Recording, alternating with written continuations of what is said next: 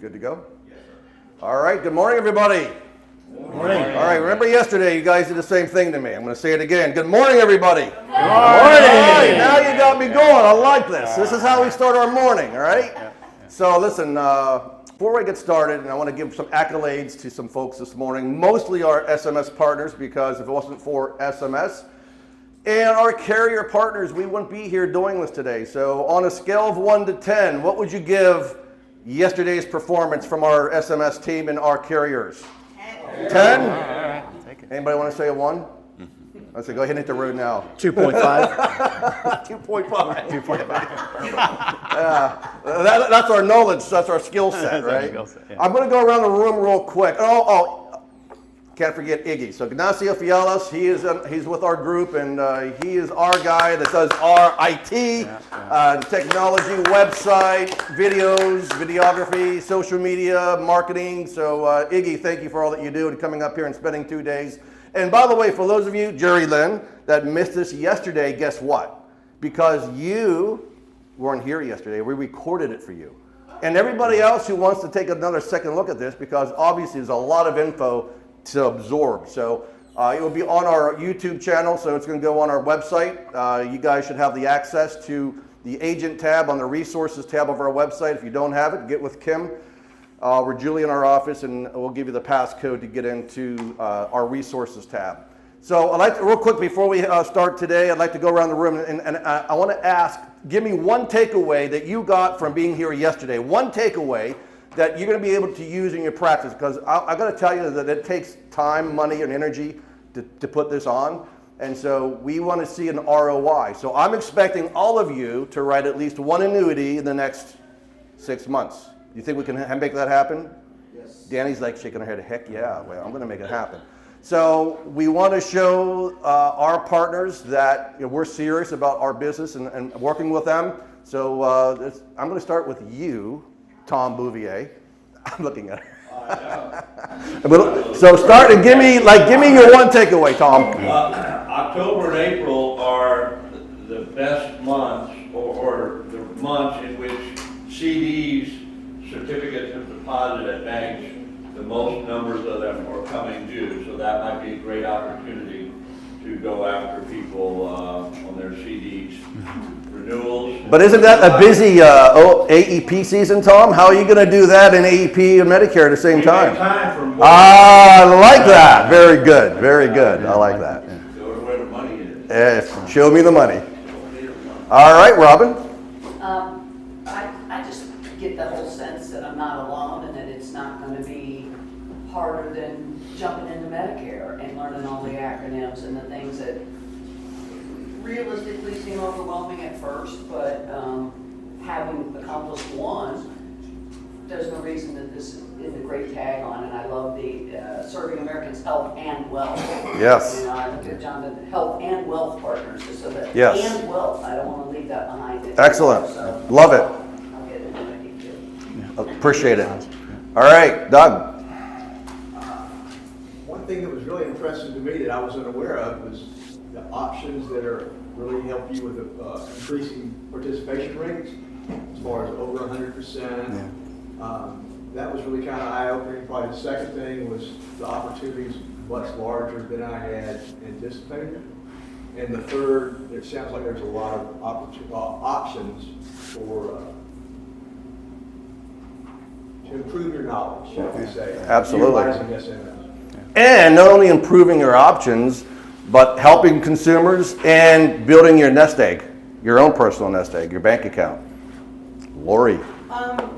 Basically, when we're doing our thing, doing Medicare, just the questions that you can open up in order to just open up the possibilities of presenting an annuity, and the fact that we have an amazing support team that we with Steve, right? That we don't have to have the knowledge, all the knowledge to sell an annuity. We can pick up the phone and call and have the support that we need to close the deal and do all of that, and the long-term care opportunities that if they're past a certain age that are still available in an annuity situation.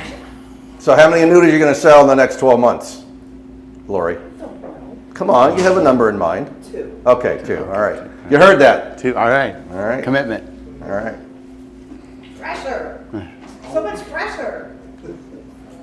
My biggest takeaway is recognizing that I can dig deeper with my existing book of business to pull information from them to see exactly how I can assist them even more. Yep. Right now, I've got clients that trust me, and because I did not do that thorough inquiry initially, I'm realizing I missed some opportunities. So doing that fact finding Yep, now becomes a critical part to me. excellent. Everybody. I told him stop leaving money out there for other people, you know, but he was See, the spouse always knows best for you, brother. The spouse always knows best. Just listen to her. What was your takeaway? This is the Holy Grail for me. I love it. This booklet, I love this. Okay. The retirement to-do list and the center. Centerpiece. The centerfold. The center page. I love this. Okay. So this is like an enormous help for me in understanding how to start, where to go.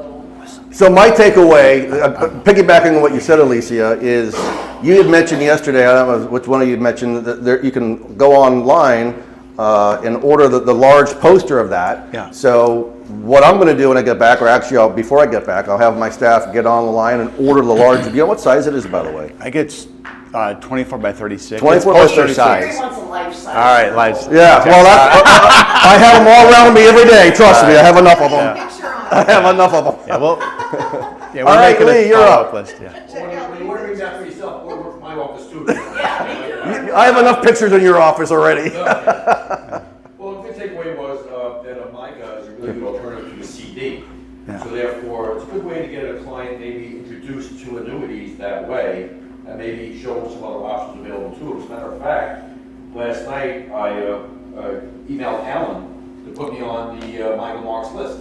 Yeah. So I think it's a good way to get, better rates, just about the same kind of safety, and a good way to introduce clients into annuities. So good thing, kudos to Lee. 2 weeks ago, he had a client in his office and he wanted me to meet with them and talk about annuities. So the client actually came back a week later and we talked with him about some MIGAs. So that's a great way to start. For those of you who are unsure or unfamiliar or uncomfortable in doing FIAs, a great way to start is simply just talking about fixed annuities.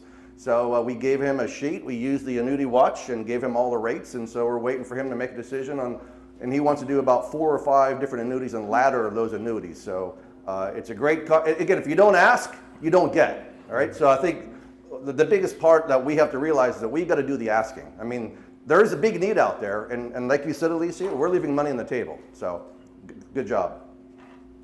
Dan? I guess my takeaway is annuities weren't as bad as I thought. Before here, I was led to believe they were the worst thing you can tell somebody. I remember that yesterday, yes. And, so turn around there as far as more positives about Good. the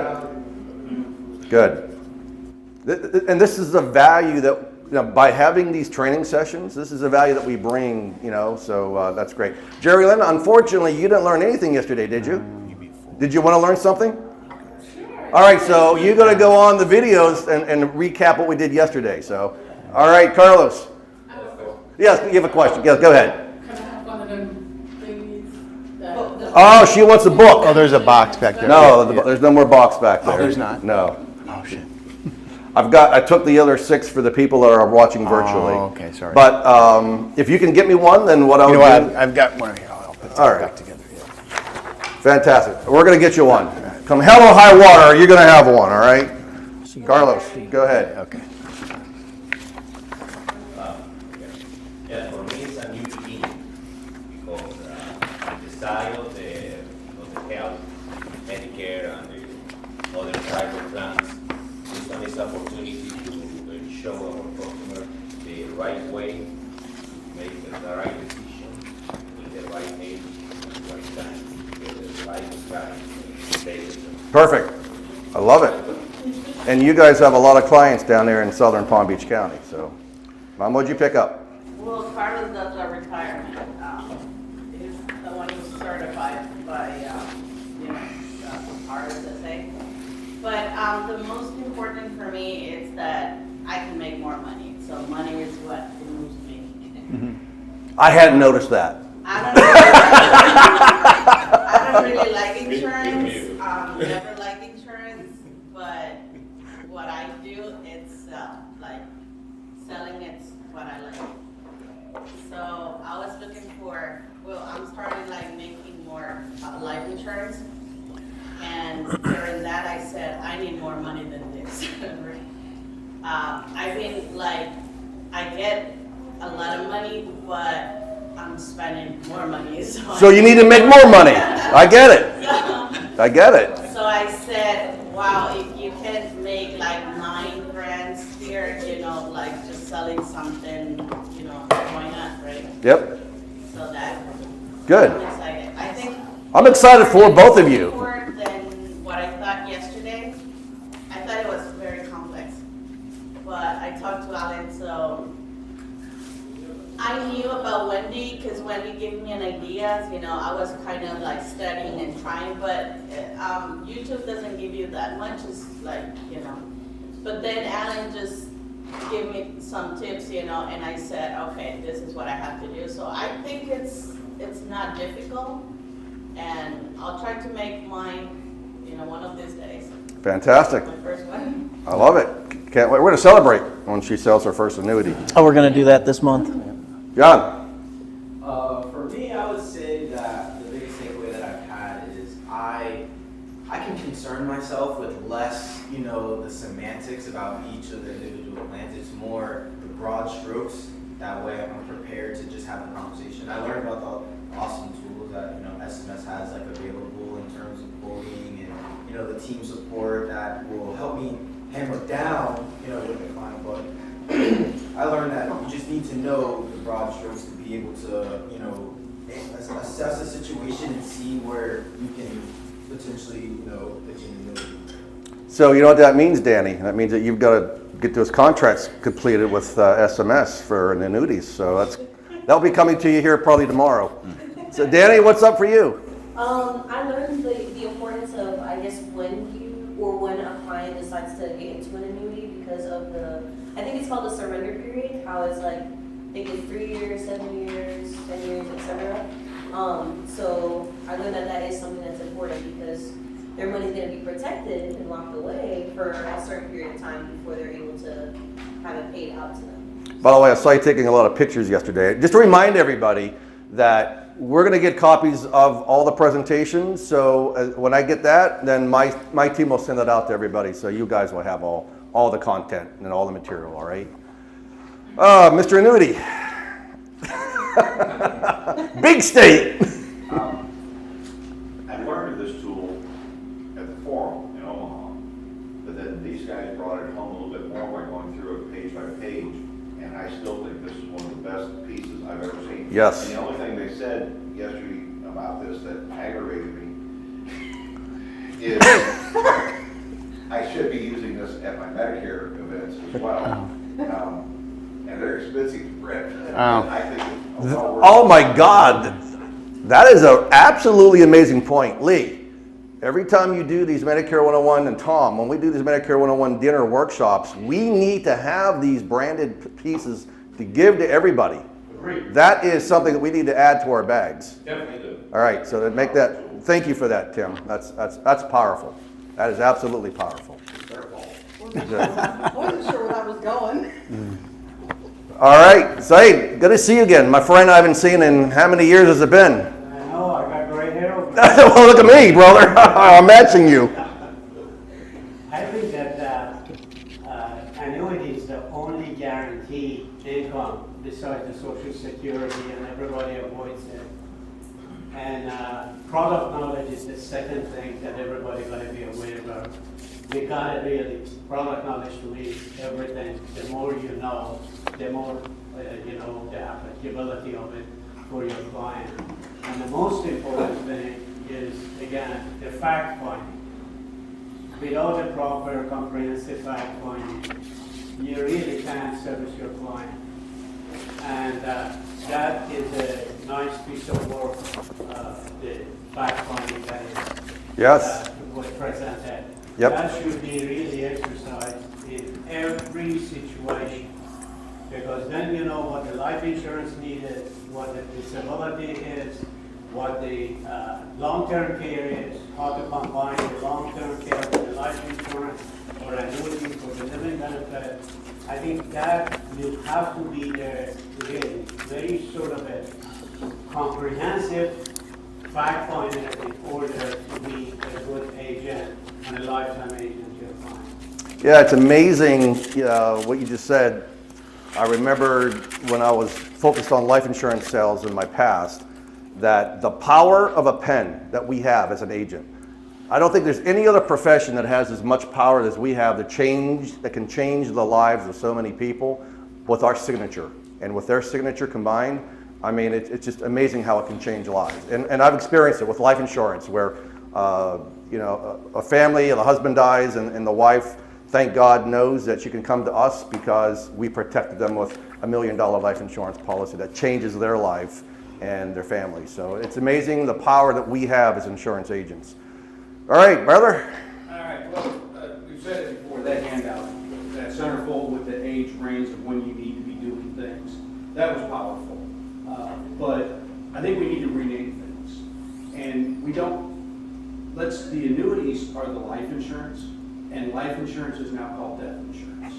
Because this is a plan for your living. This is your life. This ensure your financial future through an annuity, and it's possible. And I didn't understand that until yesterday when y'all were talking. And it's amazing, we sat at dinner last night, a couple of seconds that I had with you, though, you had mentioned, I already know 3 or 4 people that I'm gonna talk to about this immediately. So, Yeah, as soon as we get back this week. and everybody should have that same thought process. Who are you gonna be talking to and calling when you get back to your offices, right? I mean, that's important. Mr. Rich? Me. All right, I learned some things. I thought triggers might have been diggers before, but now I know that they're really triggers. And now Is that like Tony the Tigger? Yeah, only grab one of them. I also opened my eyes a little more to the income riders. I was kind of negative on them before. I thought they potentially could be a losing proposition. So saw a few things, and so I got a little closer at income rider options. And from terminology, I like insure your income as part of what we're really doing and how they provide. Some of the annuities provide that kind of service. So. Excellent, thank you. Yeah? One from the chat. Biddy B said he thought the annuities are tax-free, didn't know they were tax-deferred, didn't know you could start for as little as $2,000, so you picked that up. Thank you. And by the way, those of you that are watching virtually, feel free to type in anything that you picked up yesterday as well. I don't want to forget those of you that are on attending virtually. Orlando.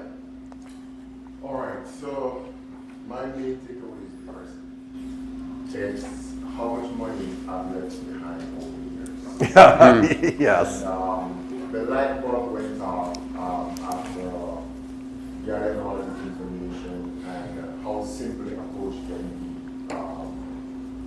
All this time I always think it's just complicated, but I'm the one who really was complicated. So That's right, brother. Yep, that's a good way to look at it. Thank you. All right, Miss Karen. So it's a little bit of a refresher for me. I mean, I personally own an annuity, and I've sold a number of annuities, mostly in the variable space. But I think the biggest takeaway for me wasn't something new, but it was something that I just kind of put into perspective. Is that they solve a problem, and we talked about doing needs assessments and things like that. But each of the annuities solves a problem. So whether it be long-term care, whether it be income replacement in retirement, whether it be just safe money kind of thing. So I think it's less concerning what the product is, because there's a million products out there. We have these guys to rely on to kind of do that research for us. But to me, that was the big takeaway. It's just not bog yourself down in the car, but understand what problems it solves and. Exactly. And the other, the last takeaway, and I'll sit down and shut up, is who doesn't want a pension today, right? I mean, when I worked at United American, I left with a pension. I won't get till I'm 65, but I mean, it's a rarity these days, right? So when you talk to your client about Medicare, and when you ask them, hey, do you have a pension? Would you like a pension? I can help you with a pension. What a great segue into the annuity process and selling process. So again, kudos to our team, SMS team guys. We thank you very much. Appreciate you all. And thank all of you as well. So thank you for coming. All right. You can ask anything. Yeah. You can cut me off as well. Oh, I apologize. So I wanted to add the tool from Nationwide that calculated the guarantee income tool. Mm-hmm. Yep. And we were speaking with Alan, picking his brain last night, and he said something that was really interesting. He said you can open it up, leave your client to play with it and put the figures in, and they will call you and tell you what they want because they'll be able to see. And that, to me, that's powerful because it's like you transferring the power to them so that they could see what their money could do. Yeah, that's great. And I love that. Good point. Thanks for sharing that. All right, Steve, thank you. Okay, all right. Well, thank you for the kind words. I truly love what I do, and to be able to be with you the last couple of days to hopefully share some knowledge and help you grow your business, and more importantly, help your clients. That's the big reward for me. Makes you feel good. So today we got another by 2/3 of a day. So we're going to invite Chris up here in a moment, and we'll go through, kind of explain, what Alliant is and SMS, and explain our culture. Then we'll share with you a few of our programs outside of just product and all the other things, and maybe I'll have to follow up with some webinars if you want to go deeper with some of these things if they pique an interest. And then finally, Alex will come up. Alex has been here the entire time. I appreciate the dedication, but explain Athena. Athena is a great partner of ours. I think they're the largest annuity company out there, so they're right down the road in Des Moines. And then we're going to have fun. Objections. You're going to face objections and questions during, as you go out and meet new opportunities to position annuities. So we're going to have an objection busters game with some nice prizes up here that Wendy wanted me to bring along. And then we'll break for lunch. And then our last carrier partner, North American, if we can get the technology worked out, Jake's going to join us remotely and go through his information, and then we'll break and everyone hopefully will have safe travels back home. So with that, Chris, you want to come on up? I'll introduce Chris. So Chris has been with the company nearly 20 years. I joined 9 years ago, and Chris was one of the first people I met, and really under his leadership has grown the annuity division to what it is today, and he's got great visions of where he wants to take it. So maybe just turn it to a leader and friend, Chris McDonald. So, thanks, buddy. Yeah. Appreciate it. Well, that was great, Gary. I thought that was a great idea to go around because I got a good recap of what I missed yesterday. Sounded like an exciting day. Thank you, Gary, for spearheading this. Thanks to Kim. I think Kim Garcia needs a round of applause behind the scenes.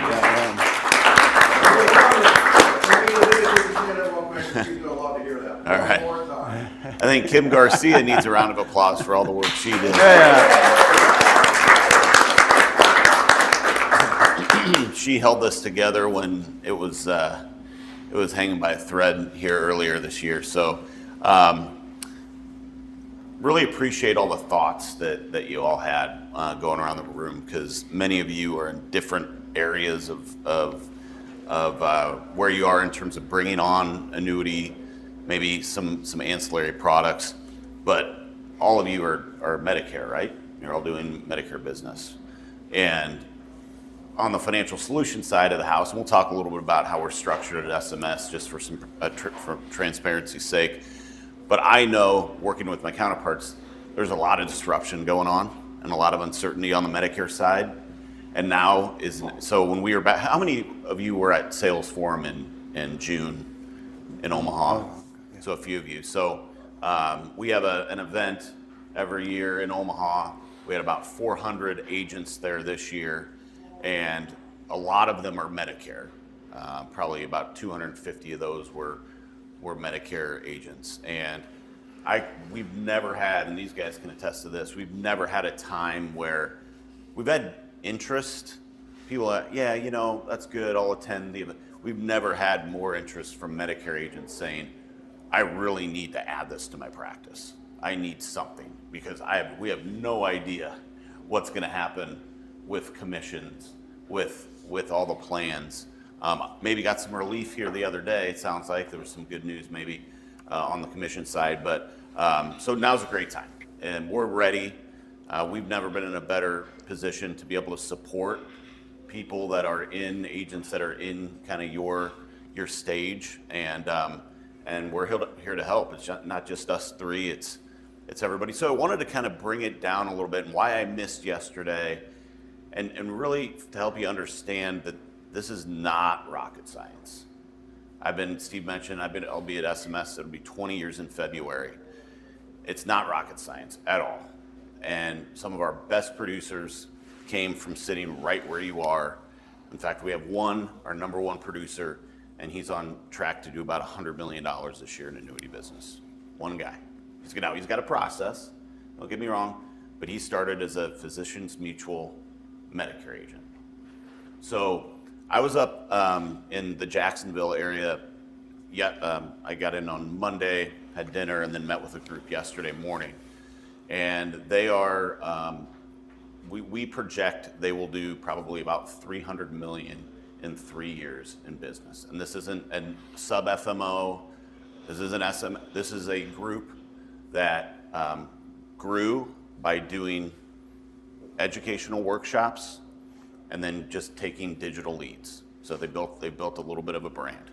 But their whole platform is all on income distribution planning. So somebody mentioned I didn't believe in income riders. Totally get it. We didn't either. We thought they were sold wrong. They were 7% compounded annually. Everybody thought they were getting 7% on their money, right? And by the way, we learned that from the securities world of the registered reps that were selling VAs like that. So then so I think at the beginning, I think you're totally right. But what their focus is simply on their discussion with their client is you've had an income, you've been paid every 2 weeks for your entire career, and then all of a sudden it goes away. And now you're in charge of distribution planning. You're in charge of paying yourself. Is anybody qualified to retire? You guys know every single day. No, nobody's qualified to retire. We do a lot of things well in this country. We do a terrible job of preparing people for retirement to be able to be on their own and to pay themselves. So that is their sole focus initially, is how do we help you replace your income by using, they don't say the word annuity. That's the conversation they have. Then what they do is something that I know all of you do when you meet with a client for the first time. And it's a discovery process, right? They ask, they learn, they fact find. Who said fact find was very important. And how they put it was great. So they learn their concerns. This is their whole first meeting. They learn their concerns and then they confirm their concerns. They don't try to solution the client in that first meeting. So then what they do, that's things you can do right now, today. You can go fact find, ask questions, learn their concerns, confirm their concerns, and then the next meeting, just come back to us, and then we can help you put that plan together to present and help you present if you need to. So I thought when we're going around the room, that was very enlightening to me when I was sitting down with them, because you think these guys are doing this crazy amount of business and they probably have this complex process and this sexy thing that they bring people in. No, it's not at all. It's a process. Definitely it's a process, and they stick to that process, and they address concerns, they confirm concerns, and then they solution later on with replacement of income and retirement. That's very simple. That's one way, it's one idea, and it was top of my mind. And I agree with you, and Alex, we love you, buddy, and you're going to do a great job up here. And we love our carrier partners because we wouldn't be here without them. But you're right, product doesn't matter. I mean, we'll figure that out. Athene's our number one, and we'll recommend Athene products. Don't worry about that. But finding the where the gap is in the client's retirement and really what that issue is the most important thing. We can fit in. We'll be the product experts on the back end. So anyway, just wanted to kind of give that while it was fresh.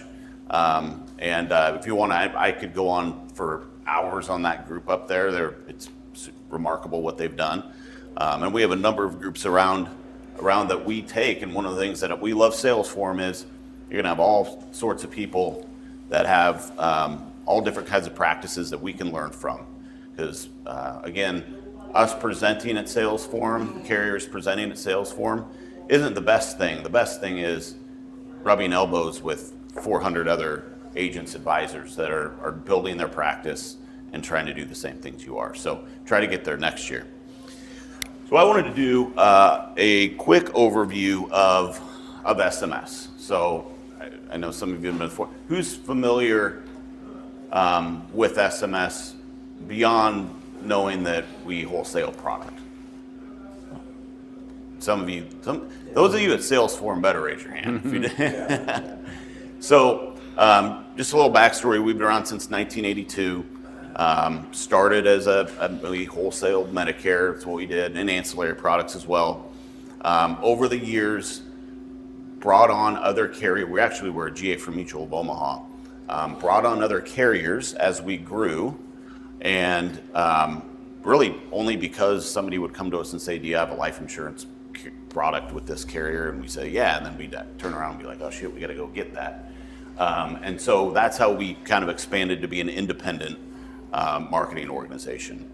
In March of 2006, we joined what's called the Annexus Group. And that is at the time, had one product with 12 different IMOs, and it was an exclusive distribution for an FIA. They were a company called American Investors Life. I had started a month prior to that. So that's not the milestone. The milestone is March of 2006, we joined Annexus. So we were one of the original partners. And why that was important for us is that gave us something, that gave us a differentiator in the annuity space because we didn't have it before that. So it gave us something unique and different to go out and wholesale. So very important milestone in the history of SMS. That really was the foundation of building our financial solutions division. Because today, if you think of SMS on the wholesale side, and we'll talk a little bit about our subsidiaries, we won't go into too much detail, but we have our Medicare distribution, and that's our wholesale distribution, Med Solutions, so that's all the products that you guys sell, Med Advantage, Med Sup, and dental, ancillary. And then we have financial solutions where we live, and that's annuity, life insurance, long-term care, and AUM, so assets under management. Our RIA sequent planning, we plug under that as well. So, but at that time, Annexus gave us that differentiator. So we took one product out, and we tried to wholesale a product that may not mean anything to some of you, maybe you, Tim. It was a 4-year reset, a 4-year point-to-point, and it was hard. It was tough sledding for a while. Long story short, we built and we've grown into what we are today to where we have a team of 28 on the financial solutions team. Started with a team of 0. When I started as a marketer, one call I'd be wholesaling Medicare, the next call I'd be wholesaling a life insurance product, the next I'd be annuity. We went to a specialized model to be able to support agents and advisors better, and then we went to a team-based approach. So that's how we're structured today on both the Med Solutions and Financial Solutions side. For those of you that are familiar with our Med Solutions team, they just went to that team-based model. We went, that was probably about right when you started, probably about 5 years ago, where we went to a team-based model. So we have a senior consultant on that team, and then we have support staff, marketers that are experts, and then we have some other team members that do everything from recruit to paperwork, et cetera. So we felt like that's the best way to support, and Steve mentioned from submission to commission. It happens way before that, right? It happens when we're working, especially we're talking about supporting on the annuity side, case design, client-facing support if needed, and certainly all the processing and paperwork as well. So I won't go into much detail here, but somebody mentioned health and wealth, and that really is our big, I'd say it is the differentiator that SMS has today. We have a lot of competition that does, frankly, more than us on the annuity and life side. We have competition that does as much as us on the Medicare side. But what nobody has is the health and wealth model that we've built at SMS. And we felt like that was very important to be able to support agents and advisors that are looking to grow their practice. And so when I talk about the team-based approach, really what we're doing and what we've built is teams like Alan is on and others that are truly consultants. They're product experts first, service first, yes, 100%. But they're experts in working with small business owners that are trying to build a business. And so learning the pain points that you have when you're building a business, client acquisition strategies, when to hire, when to bring on a new agent, whether or not this seminar is a good idea or not. So you name it, any pain points that you have in your business, we've worked very hard to come up with solutions, whether it's internally or partner with external folks, outsource that to give you that solution. So technology is a big part of that. And Steve will talk a little bit about Next Tech here in a second. How do you touch, one of the things that I'll keep referencing these guys up north because it's fresh on my mind. They are all about the touch points. How many touch points per year? 1 per month is what they do. Whether it's a billboard, whether it's an email, maybe it's a social post. Their goal is 12 touch points a year with their prospects and their existing clients.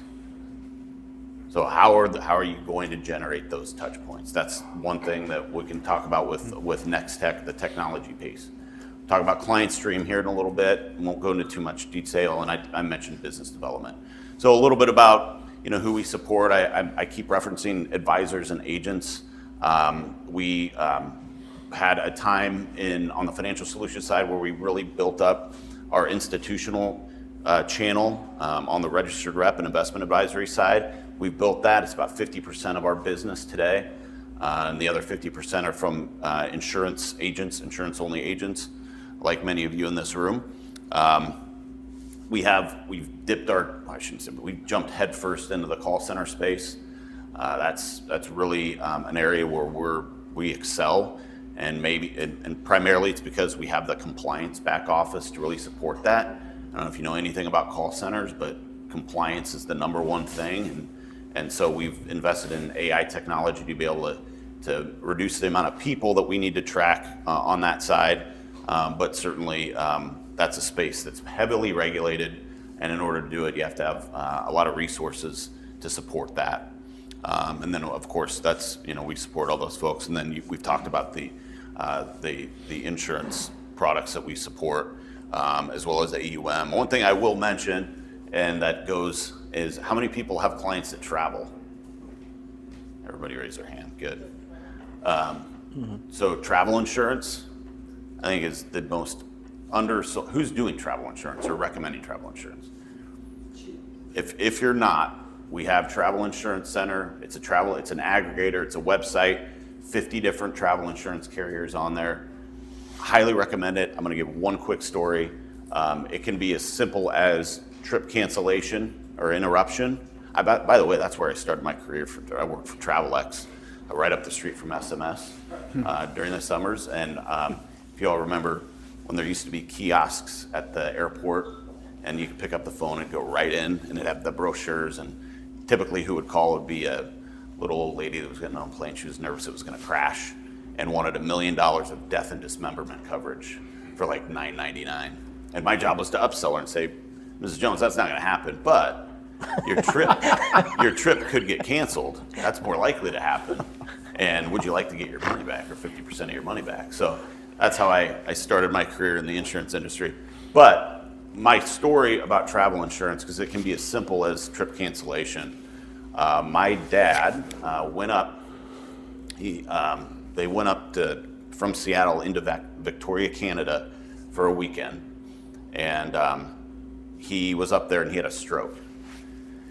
Didn't have travel insurance, and he got stuck up there. We couldn't get him out, and it was on their Canadian Independence Day, and so that whole weekend was screwed. He ended up being stuck up there for 47 days, and we couldn't get him out of there.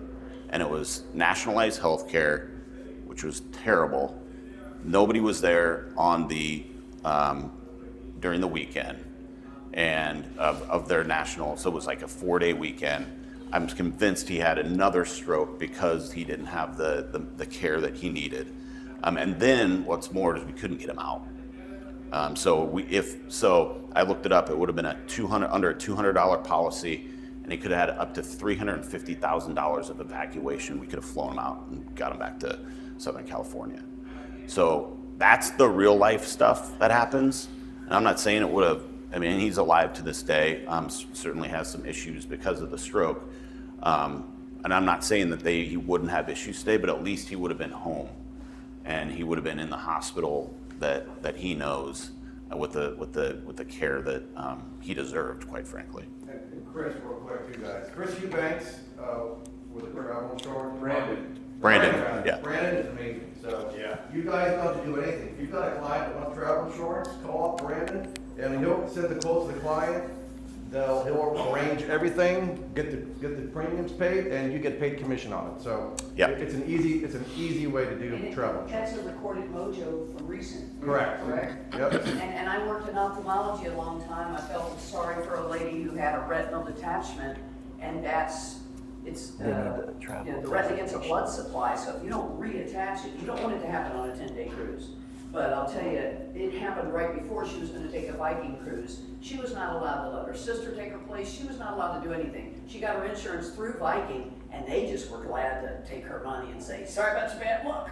That was it. And so she didn't want to go blind. She needed to miss that trip, and it cost her thousands of dollars. There you go. Yeah, and there's story after story, especially nowadays when travel. It's just you don't. I've been flying a lot, and I've been, knock on wood, I've been fairly lucky. But I mean, I've been traveling with people, and they want to fly United or they fly another airline. And even that, I mean, they're getting there. We were up in Montreal last week, and we were up there for 5 days, and some folks. Actually, I have 2 stories real quick. Some folks didn't get their luggage until the 4th day of the trip. So they each got $1,000 because of the travel insurance that we covered for them. The last story, and then we can move on, is one of our top advisors. His wife was going down. They were leaving for the airport. She was going down, and there was a little ramp there for your luggage because there was only stairs and there wasn't. It was very odd. It was in Canada, so no surprises there. So she goes down, tripped, shattered her wrist. $50,000 accident policy that she's going to be covered on. The risk. I mean, she's going to make money on the thing. And that was a week. It was an SMS trip, so we covered their travel. Of course, we had travel insurance for everybody, but $50,000 is what she's going to end up getting for that. Whether or not it's enough, for her having her wrist broken, and I don't know if it has to be surgically repaired, but it's a no-brainer to get, and it's really cheap. So just that. So Alliant is so in 2020, SMS was purchased by a company called Alliant Insurance Services. I had never heard of Alliant prior to when we were purchased, and I'll never forget we were called back down into the Marriott all-company meeting down at the Marriott downtown, which we actually have had our sales form at a few years, and we were all in a room, we all had masks, and we were socially distanced, and they announced, and the Kleinberg family announced that we were selling, and I'd been at the company for 15 years at the time, and my heart just sunk because I was seeing the consolidation in that space and I knew it. And I thought private equity, venture capital, 3 years, they're going to strip this thing down. Well, the more we learned about Alliant, Alliant is an employee-owned company. It's one of the top 5 employee benefits, at the time, it was the top 5 employee benefit brokerage firms in the country.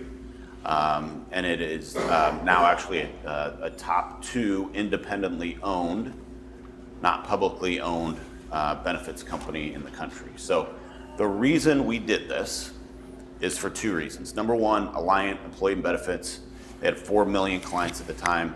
They were having 100,000 people fall off of their books because of retirement every single year. Well, what do we do at SMS? There's maybe a fit there. We can create some sort of gateway between the 2 organizations. The second reason is, I mentioned consolidation. We needed a way to be able to keep up with our competition and buy businesses. And so Alliant gave us the capital to do it. They gave us the M&A team to do it. We now have our own in-house M&A team, certainly have an Alliant team for support. But as you see the consolidation in the industry, people getting purchased up, that is certainly one of the reasons why we are now an Alliant firm. So if you see that name, I like to let everybody know that's who. But we operate as a wholly owned subsidiary with the SMS. There certainly have been. We're up to 725 employees at SMS. Just to give you an idea, I was our 36th employee when I was hired at SMS. So we've grown tremendously, and I am very proud of the way we've grown, and that's because we've done it. We haven't done it by buying books of business. We haven't done it by buying agencies in a proverbial sense, like pass-through contracts. We've done it where we partner with the people that we want to do business with, and that's why we're in this room today with you all, because we have like firms that want to grow, they want to help people, and they want to be as successful as they can be. And that's who we like to do business with. We don't do business with everybody. The reason I was up there is we're potentially acquiring that firm. And our first thing we tell every firm that we meet with when we're thinking about acquiring them is it a fit? Is the culture a fit? Because we're not going to get into bed with people that we don't like working with, and vice versa, because then it's a nightmare. And that goes for the agencies that we recruit. That goes for the agencies that we and groups that we eventually might purchase. And we just want to have. We want to work with people that want to grow and want to do it the right way, and that's the team we built, and I'm proud of that. So Steve, want to talk a little bit about our producer platform? I will, yeah. So in the sake of time, tell you what, I'm going to go this really quickly. If need be, Gary, we'll schedule follow-up webinars if there's interest in any of these. So, yeah. So also, Alex, if I run long, we'll make your time whole. So don't worry, my friend. So anyways, as Chris was saying, we want to go above and beyond product and provide ancillary services to help grow your business. So we've got a lot of spokes on the wheel here. We've got support, technology, marketing. Those are the main 3. So we'll go through them and invite Alan to impart as well. But anyways, the big thing is, hopefully you've seen the support that we offer. I'm a support role. Alan's a support role, but we have people behind us who provide extra support, whether it's commissions, contracting, creative services, case design, new business. It's a team of people that are there to support you. In fact, our president, every time that he speaks in front of our team and our group says, our agent is our customer. And so we have a customer service mindset that we adapt, and it's infiltrating amongst our company. It's really exciting. Technology, you guys all know LA Pro, I hope, through Medicare. So is there some financial solutions side of this as well, Alan? Or yeah, absolutely. So Lead Advantage Pro, you use it for your Medicare, your dental, things like that, but also any type of life insurance. If you're looking at final expense, universal life, guaranteed universal life, term, It has a quoting tool on there using the iPipeline quoting tool. And what's really sweet about it is you can go through the quote, get the 10 best options, choose one, hit select to run it. If you want to show an illustration, you can select the top 5, to send off to your client. But if you decide, I know which product I want to write, you can apply. And for every company on there, when you hit that apply button, it will show you how you can apply for that policy. It might have drop ticket, it might have e-app, it might have both of those, it might have paper app only. But you can do that quoting right there, and then drop tickets are really great because you just put a little bit of information about your client in there and you're done. But on the drop tickets, you want to make sure your clients know that they're going to get a phone call, and to be prepared for that phone call, they want to know their doctor's information, any medication they're on, because that takes a phone call from a 45-minute phone call to maybe a 20-minute phone call or a 10-minute phone call. So it just shortens the time if they're prepared for the phone call. Real quick, I'm sorry. Yeah. For the agents here, don't know what a drop ticket is. Could you just cover that? Drop ticket is a short version of an application where you're going to get the client's name, age, address, Gender, phone numbers, gender, and then you're going to send that drop ticket will be sent to the carrier, and then the carrier will work from there. Yep.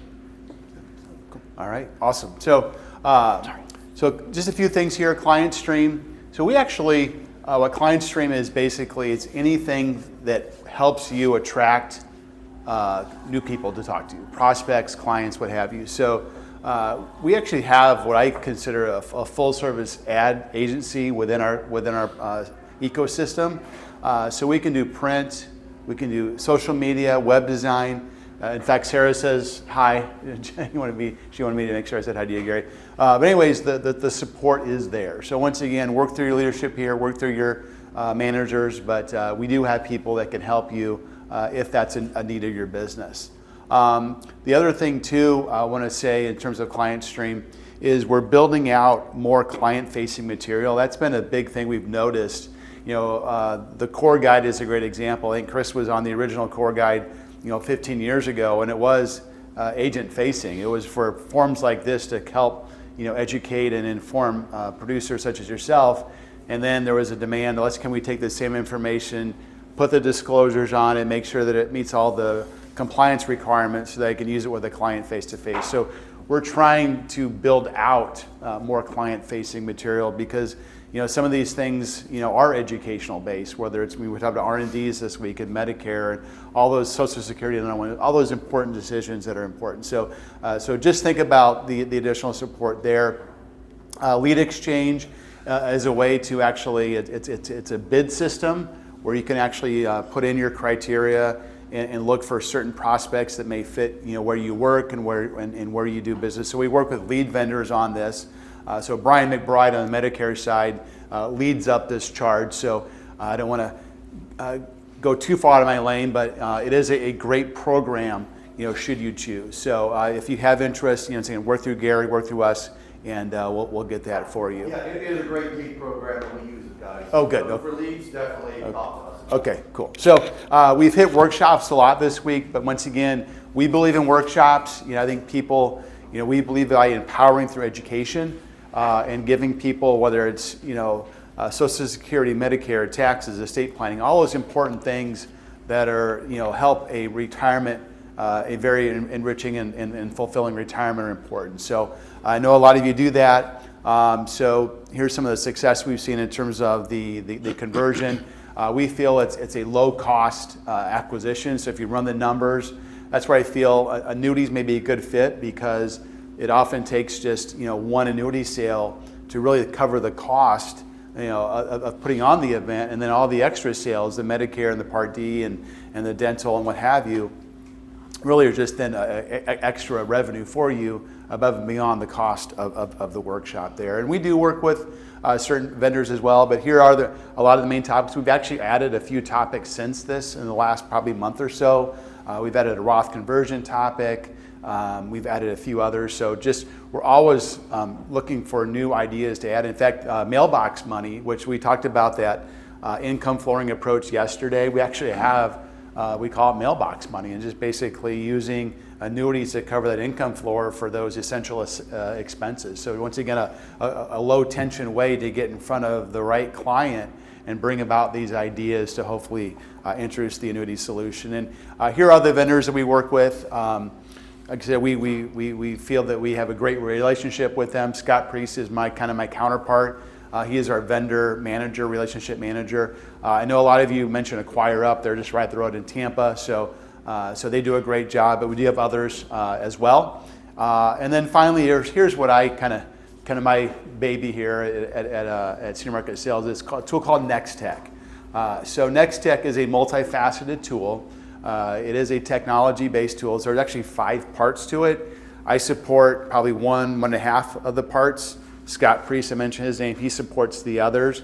But it does so many things for your business. So you may do just one little part of the tool, you may do all 5, it's up to you. But the idea here is that we provide this at a low cost way to you to introduce some technology into your business model to help support your business. And the first one obviously is going to be prospecting. So if you're with a broker-dealer or an IR, you probably have your own risk analysis, but this uses a concept called the color of money. So we talk about de-risking your portfolio and how important that is, because I think people when they're working, they gravitate towards the equity base because they want that growth potential and the upside that it provides. But as we mentioned yesterday, as we transition to retirement, our time shrinks, our goals change, our financial risk change as well.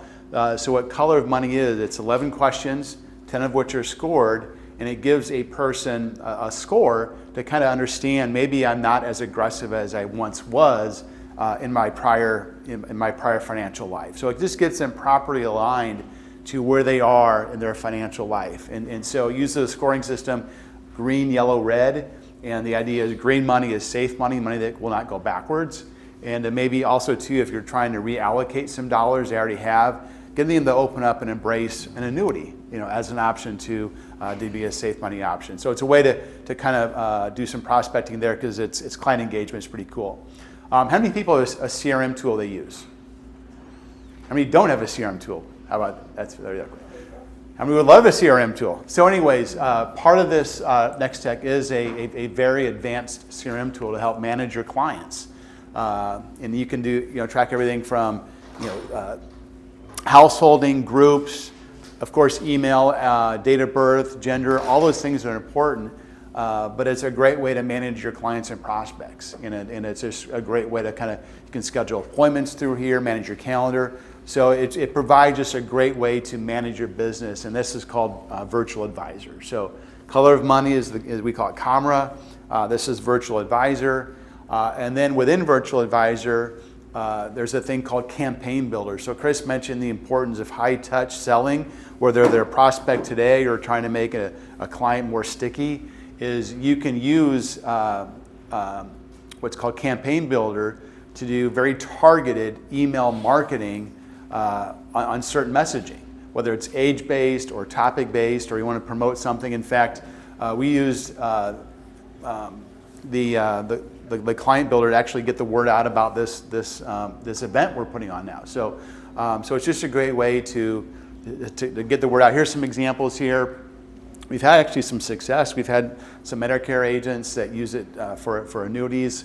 Well, some of it will put out annuity rates or just information, and also too maybe pique your client's interest to say, hey, I'm expanding my business here in South Florida. I'm now introducing annuities to all my clients. If you're interested, give me a call. You could a blast email to all your Medicare clients and see if there's interest there as well. Maybe drum up some interest on that end. So really you're only limited by your imagination on the topics and who you send out to and how you utilize that. Yeah, so it's really easy. And I when we launched NextTech, we thought that other parts would be kind of the more popular, maybe the income planning tool, the color of money risk assessment.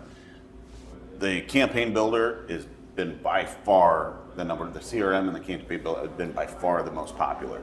So it's how easy it is.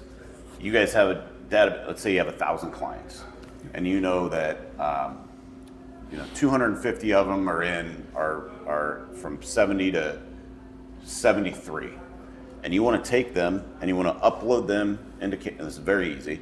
Upload them. We can help you with that. Upload them into Campaign Builder and do a targeted message on retirement. Required minimum distributions from 70 to 73, right? And that's what you wanted to do, and you know that they're going to take. Or you wanted to take. You mentioned April being it's CD Buster month. You want to take it and do a targeted to these clients in CD month. So it's to Steve's point. We can help you with this, getting creative on what your clientele looks like, segmenting them out, uploading them into different segments, and targeting specific messages towards that group, that subset of clients. So there's no reason why, in my opinion, you shouldn't be using this to drum up business with existing clients. And then, by the way, and then for your new clients, they could be into a new client onboarding, and you can have a drip campaign for them as well. Yeah. So you mentioned workshop. So we've got people do a workshop, right? So they'll have a drip campaign set up for those that attend the workshop, and then for those who do not attend the workshop, different messaging, but have them different. Go out every week or so for the next 2 or 3 weeks. But also too, I'm a big believer in pre-approach marketing. So if you send someone an email about RMDs or Medicare or whatever, and just say, hey, did you get my email regarding required distributions? So, well, no, they'll find it, no, I must have gotten spam, whatever that is. Or yeah, I read that, I was going to give you a call. So you're going to have a reason to pick up the phone and call them with something of value there. So this is where the part of the tool I live in. This is the report section. There's actually 5 client-facing reports. We talked about Social Security yesterday.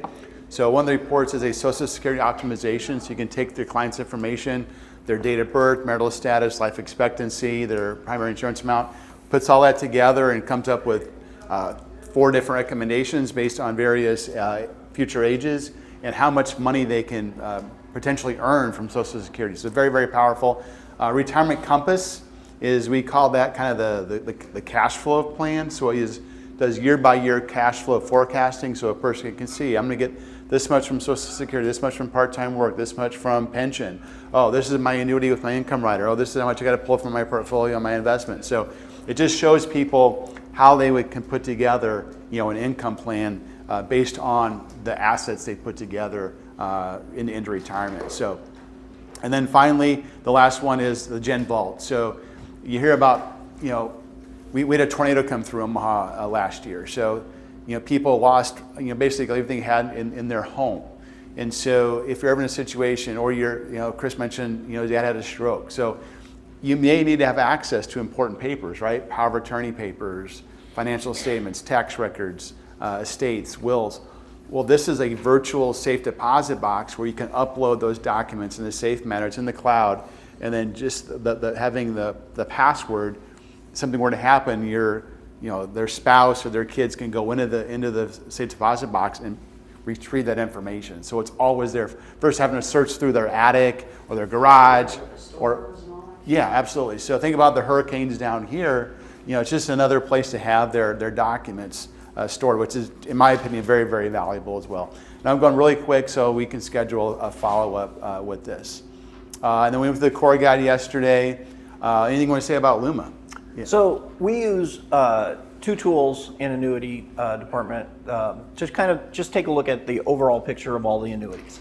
So when we talked about finding the right product for your client's needs, Luma and Annuity Rate Watch are 2 of those that we take a look at. They're sales tools that are available on our website for you to use. So if you just want to go in there, sign up for seniormarketsales.com, and then you can go into sales tools. And if you want to do the Annuity Rate Watch, or if you want to be trained on how to use these 2 tools, just give us a call. We'll get you going on that. What are you calling it? Annuity what watch? Annuity Rate Watch. Yeah.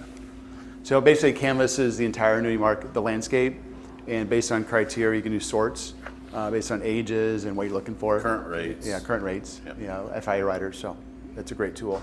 I mentioned Firelight. Obviously, it's a great way to submit business. It's going to be, obviously, you can't submit unless it's in good order.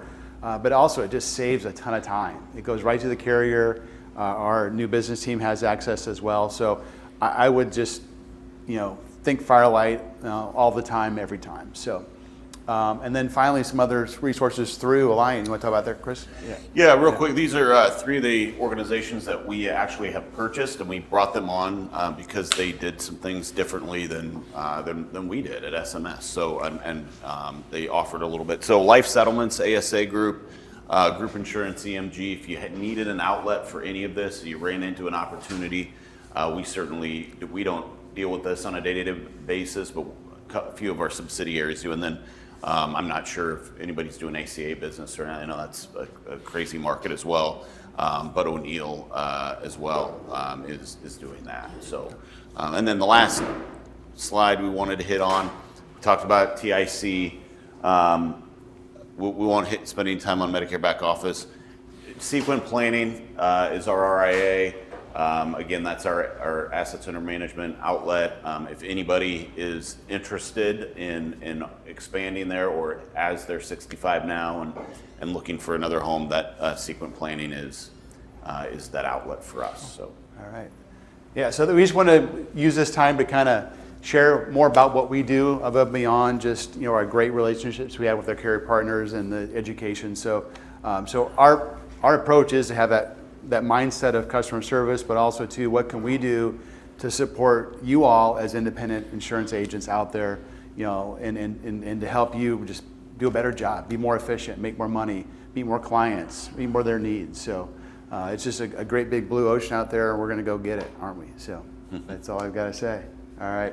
So let's maybe just stand up. I'll take a full break, but allow Alex to swap, and then Alex, you can take the full time that you were allowed. So. As Alex gets switched over here, so I work behind the scenes, and so I don't work with the carriers a whole lot, but Alex is a person that I've gotten to know over the last couple of years, and every time we see each other, we just pick up where we left off and continue the conversation. So it's a lot of fun. So.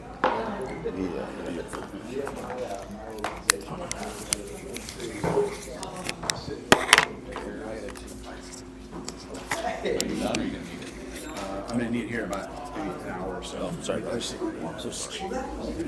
Probably take a 5-minute break. There's coffee and snacks out there. Oh, there are? Okay. Yeah. Oh, 5 minutes always turns into longer than 5 minutes.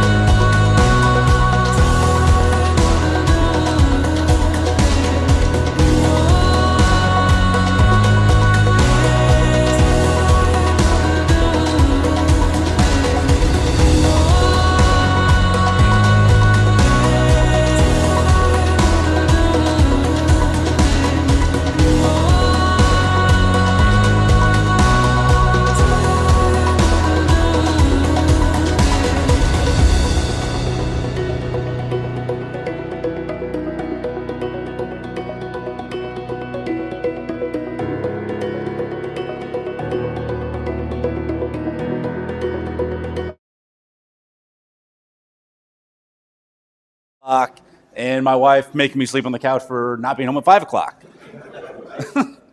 So I'm Alex Sill. I usually open something like this with a little anecdote about I'm a new dad.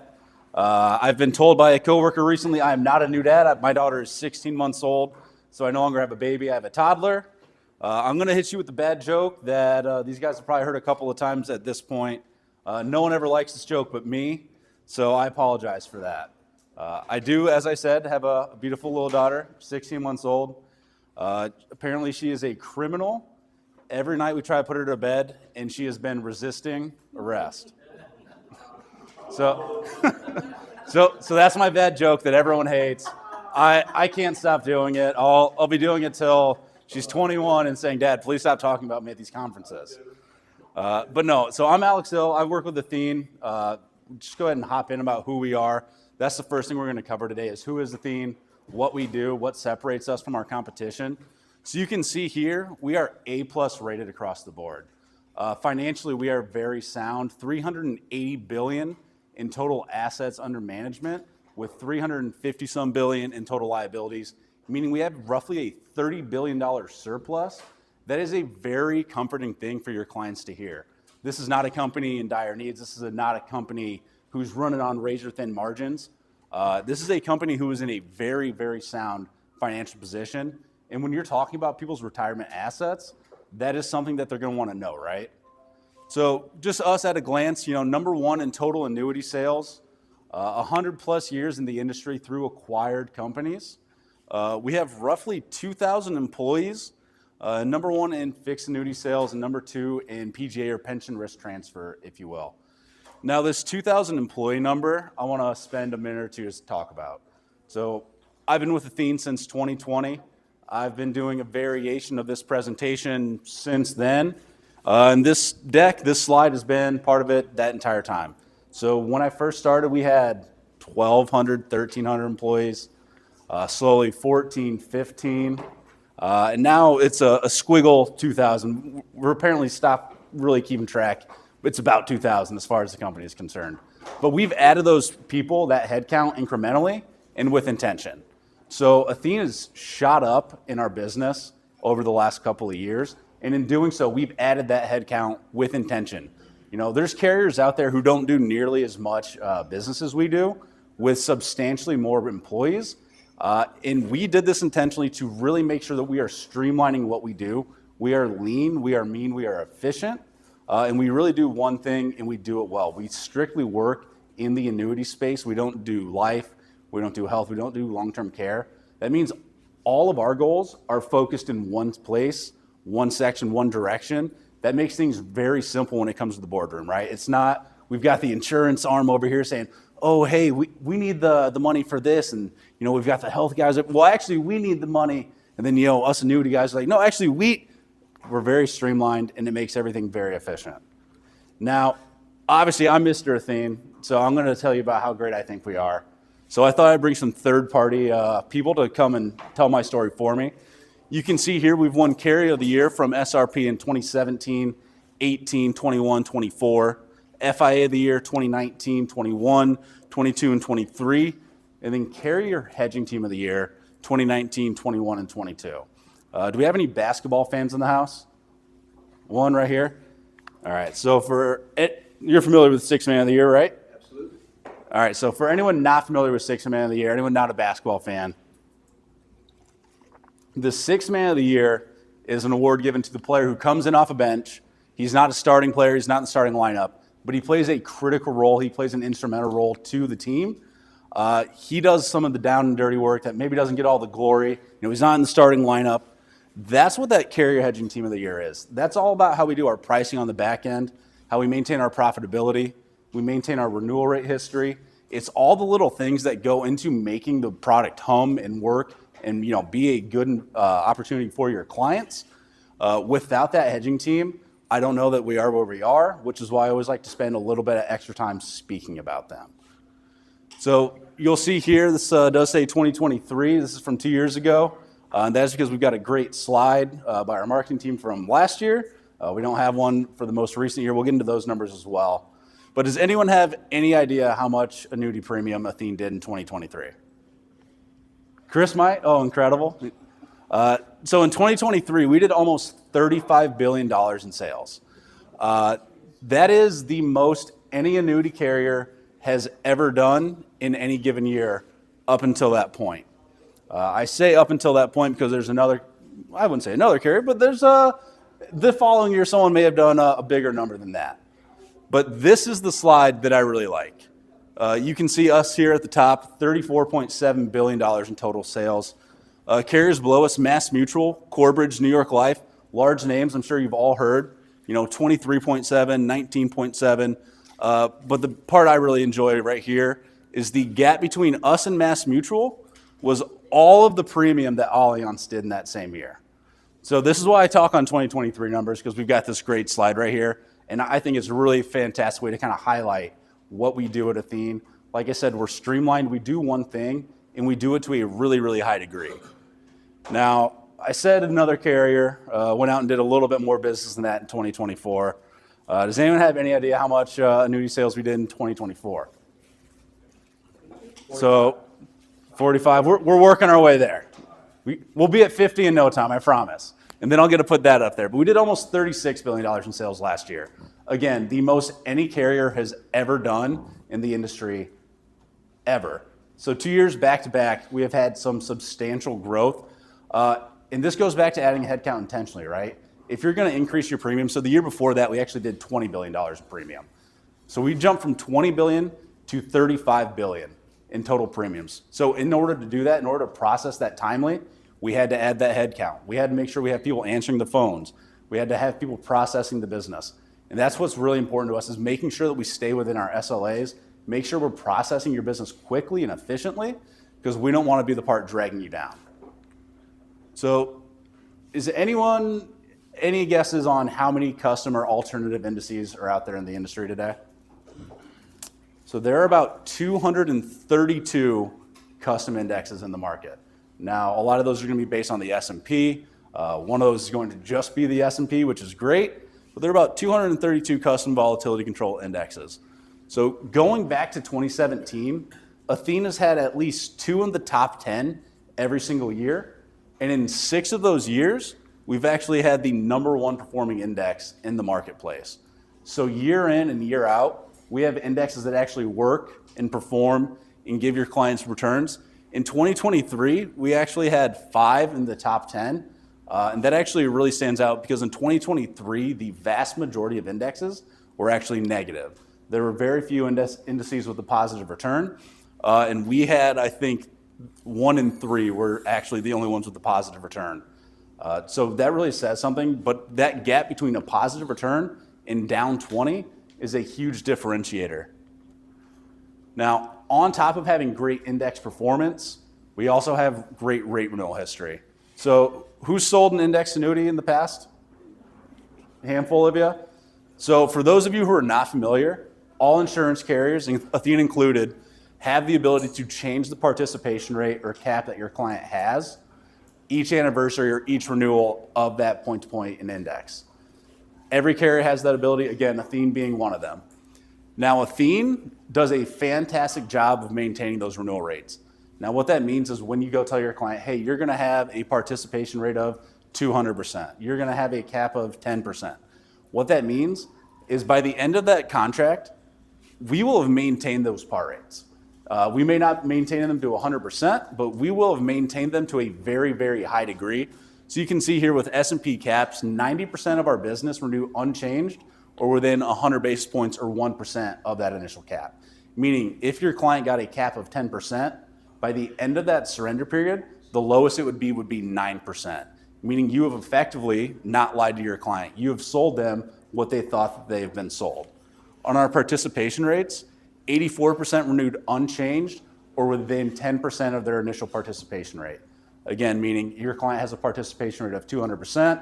At the end, the very worst it would be around 180%. Now, that's not to say that, all of our indices have been that way. Some of them have different pricing mechanisms that kind of put this out of our control. But at the end of the day, what your client is purchasing is what your client is going to get. Because going back to the people who've sold FIAs in the past, has anyone seen those participation rates just go down and down and down? You sold a rate of 200%. It was 150 contract year 2. It was 100% contract year 3. By contract year 5, it was 70%. Your client's going, what the heck happened here? I thought I was going to get all this upside potential. That's a really bad place to be as the agent. That's a bad place to be as the carrier. I've fielded those phone calls about those indices that we've intentionally cut because maybe they weren't performing the way we wanted. And even fielding those isn't fun. So I can't imagine having to field it on indexes that was just kind of our whole story.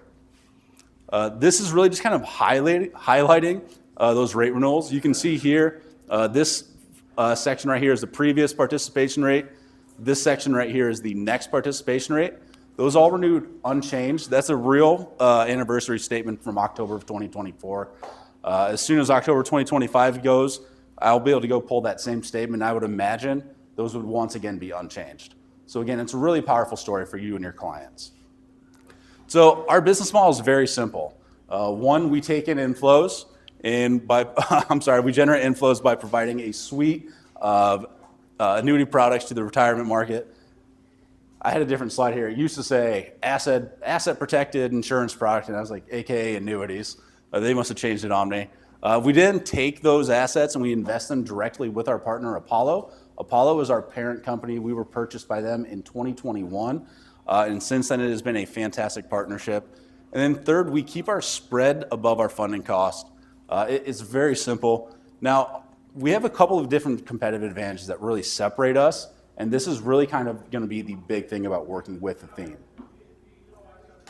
Now, first and foremost is going to be that differentiated asset management through Apollo. So like I said, Apollo did purchase us in 2021. We became one company under them.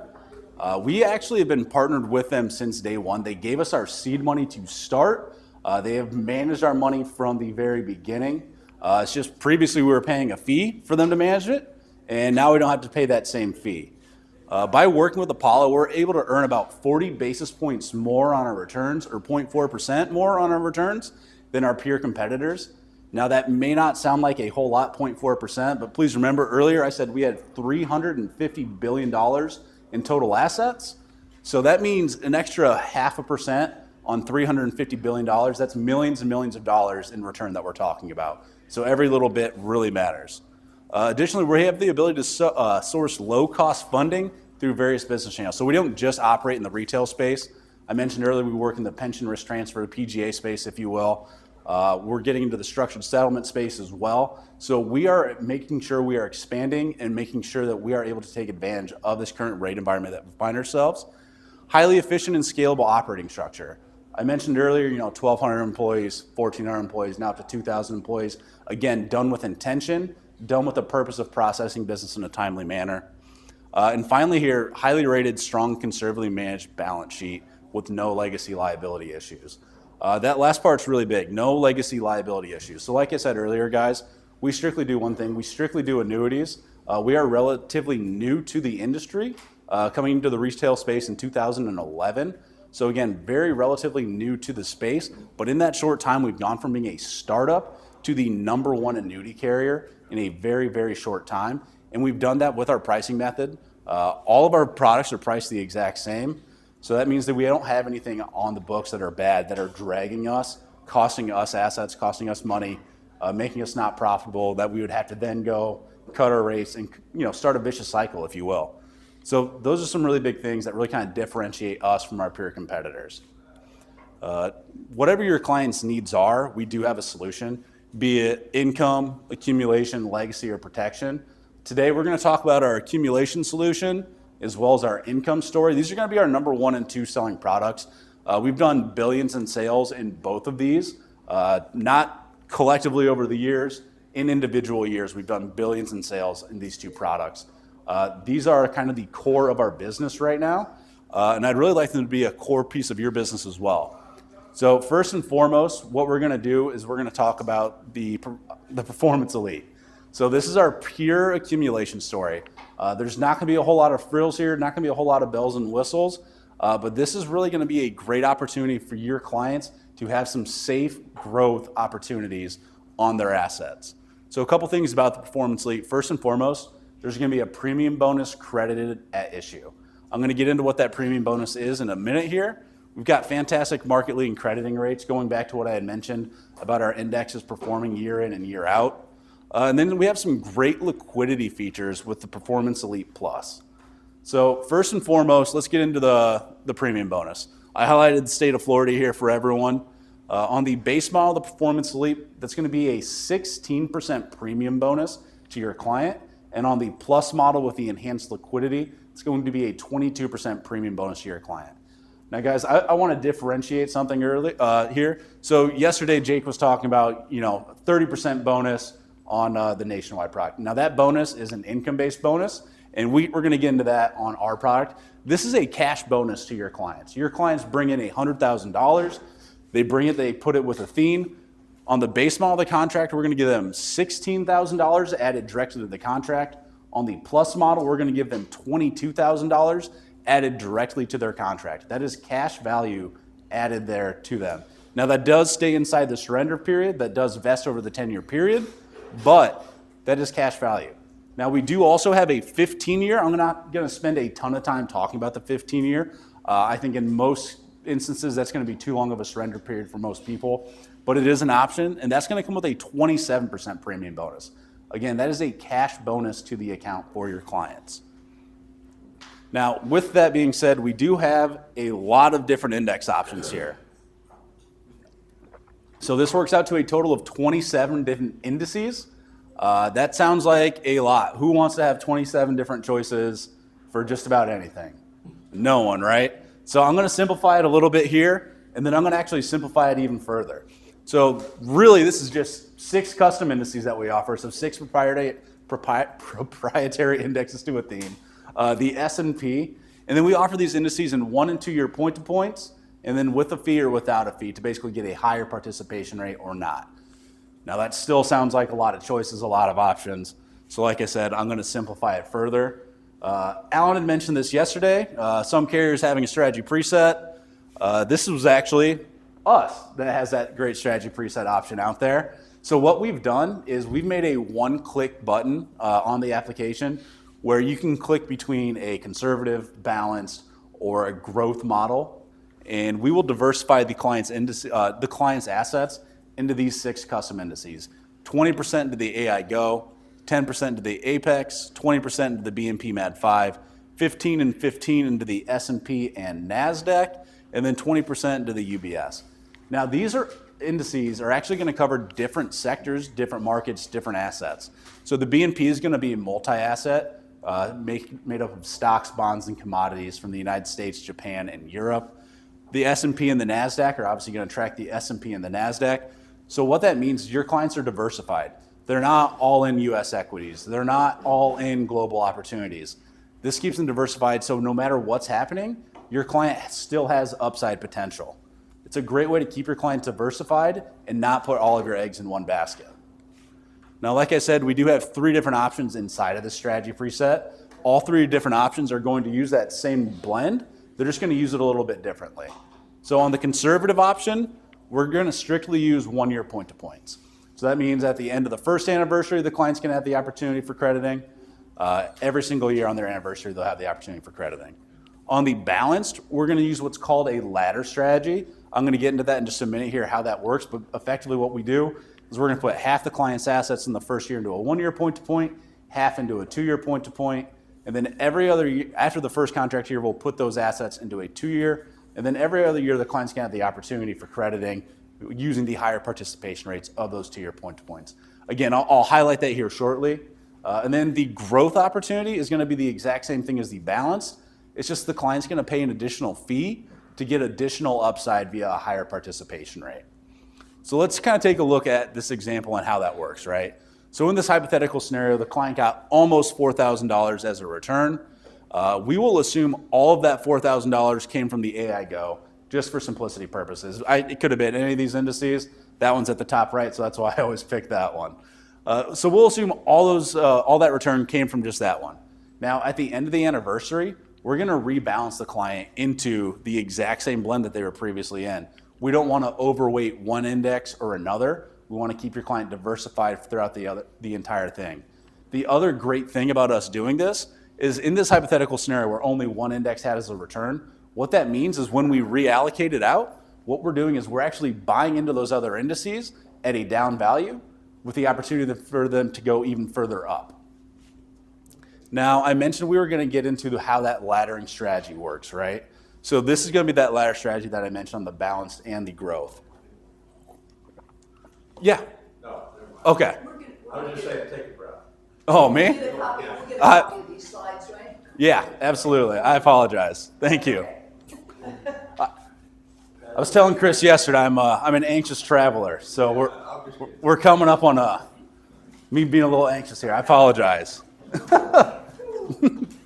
Thank you. I appreciate it. No, I appreciate it. Thank you. So can you answer? Please. So what's the income versus accumulation? This is our. Just in a nutshell. This is our pure accumulation story. But yeah, go ahead. What's the full question? We specialize in income accumulation. Yeah. Something. Yep. So this is our pure accumulation option. But just the whole concept. We're new. I'm new. Sure. So what's the difference between an accumulation, annuity versus an income? Yeah, absolutely. So pure accumulation annuity, the entire story, the entire concept here is we're going to offer your clients a safe way to grow their assets, right? So an index annuity is going to be downside protected. Clients can't lose a penny due to market downturns. So this is a safe way for them to grow their assets. Now what we're going to do is we're going to offer them upside via the performance of these indices that we offer, be it either the true S&P or any of our 6 custom indices that I had mentioned. So that's going to be the accumulation story, right? So this is a bond alternative, potentially. I don't know if you've tracked the bond market at all. It's not been stellar over the last couple of years. So this is a great way to put your clients into an alternative asset where they could potentially have higher upside while still having the safety of being in a similar type market. Now, as far as a lifetime income opportunity, which is what we'll get into next, as far as our product line goes, lifetime income, this is, who was it that said death insurance? Was it, I thought so, yeah. So death insurance and life insurance. So the way I always like to word that is you have life insurance to insure yourself against you passing too early. You can have an income annuity to insure yourself from living too long. Now, living too long is obviously never the right way to word that. I say it every time. Living too long, outliving your assets is really the concern, right? It's ensuring you don't outlive your assets. So that's two different forms of insurance. So that's going to be the income story. Got it. Good? No, perfect. Beautiful. Excellent. That makes sense. So this is that ladder strategy. What's that? Thanks for the re-explain. Yeah, no, absolutely. It's what we're here to do is to learn. And thank you guys for slowing me down. Like I said, I get a little anxious about my travels here. So as I mentioned, we do have the three different options: the conservative, the balance, and the growth. With the conservative being all 1 year point to points, the balance being 2 year point to points, and the growth being also 2 year point to points, but with the fee to buy up those participation rates. Now, Where do you live? I live in Des Moines. Okay, I'll go offer to fly you up there because I'm a pilot, but that's too far. You won't get there by the time. If I get you in time. Sure. Absolutely. Which acronym did I hit? I will try to refrain from using any acronyms. I apologize if I have. So this right here is going to be the difference in the participation rates with the fee or without the fee. So for a fee of 1.25%, 1.25%, your clients can get a higher participation rate. So if we take, for example, the AI Go at the very top here, without the fee on that same 2 year point to point, meaning 2 year anniversary renewal, 2 year crediting strategy, without the fee, it's going to be 140% on the participation rate. And with the fee, it's going to be 195% on the participation rate. Does everyone feel comfortable on a participation rate, how that functions? Excellent. Just making sure, since we're stopping and checking in, we're just making sure we're good everywhere. So the client has the ability to get a higher participation rate for a small fee of 1.25%. Now, this goes back to what I was saying earlier about our rate renewal history, our reliability, right? So these rates are effectively going to be the rates that your clients will have for the entire duration of the contract period. Now, we do have the right to change those participation rates. Again, historically, we've done a fantastic job of not doing that. There's other carriers out there who do not have that same persistency. And there's not a ton of carriers out there with a piece specifically talking on their rate renewal history. Yeah, please. When it comes to the rates, is that all encompassing to like the fees and everything else that could potentially come up when it comes to products like that? How do you mean? So the rates for the products is that the rate that the client is being charged on the money that's in the product? All right. Yeah, great question. Great question. So his question was, as far as rates go, is that actually tied to fees, et cetera? Correct? So when I'm talking the strategy charge, the 1.25. Yeah. Yep. I think I got her. So when I specifically talk rate persistency, rate renewal history, et cetera, what I'm talking about is going to be these rates right here, our participation rates. So how much the client is participating in any given index. So that's what I'm talking when it comes to rate persistency. As far as fees inside of the contract, the base model of this contract has 0 fees. So if you get the base model of Performance Elite with that 16% premium bonus, there are 0 fees associated to your client. Now, they do have the option to buy a higher participation rate for a fee of 1.25. So optionally, they're able to get a higher participation rate, again, going from, 140 to 195 for that fee. Now, what we're doing effectively is just buying upside in that scenario. Again, this is fully optional. Client does not have to do it. If the client says, "Ooh, I hate fees, I would never with a fee," great. We've got an option for you. No fees, safe growth, pure accumulation. You'll be great.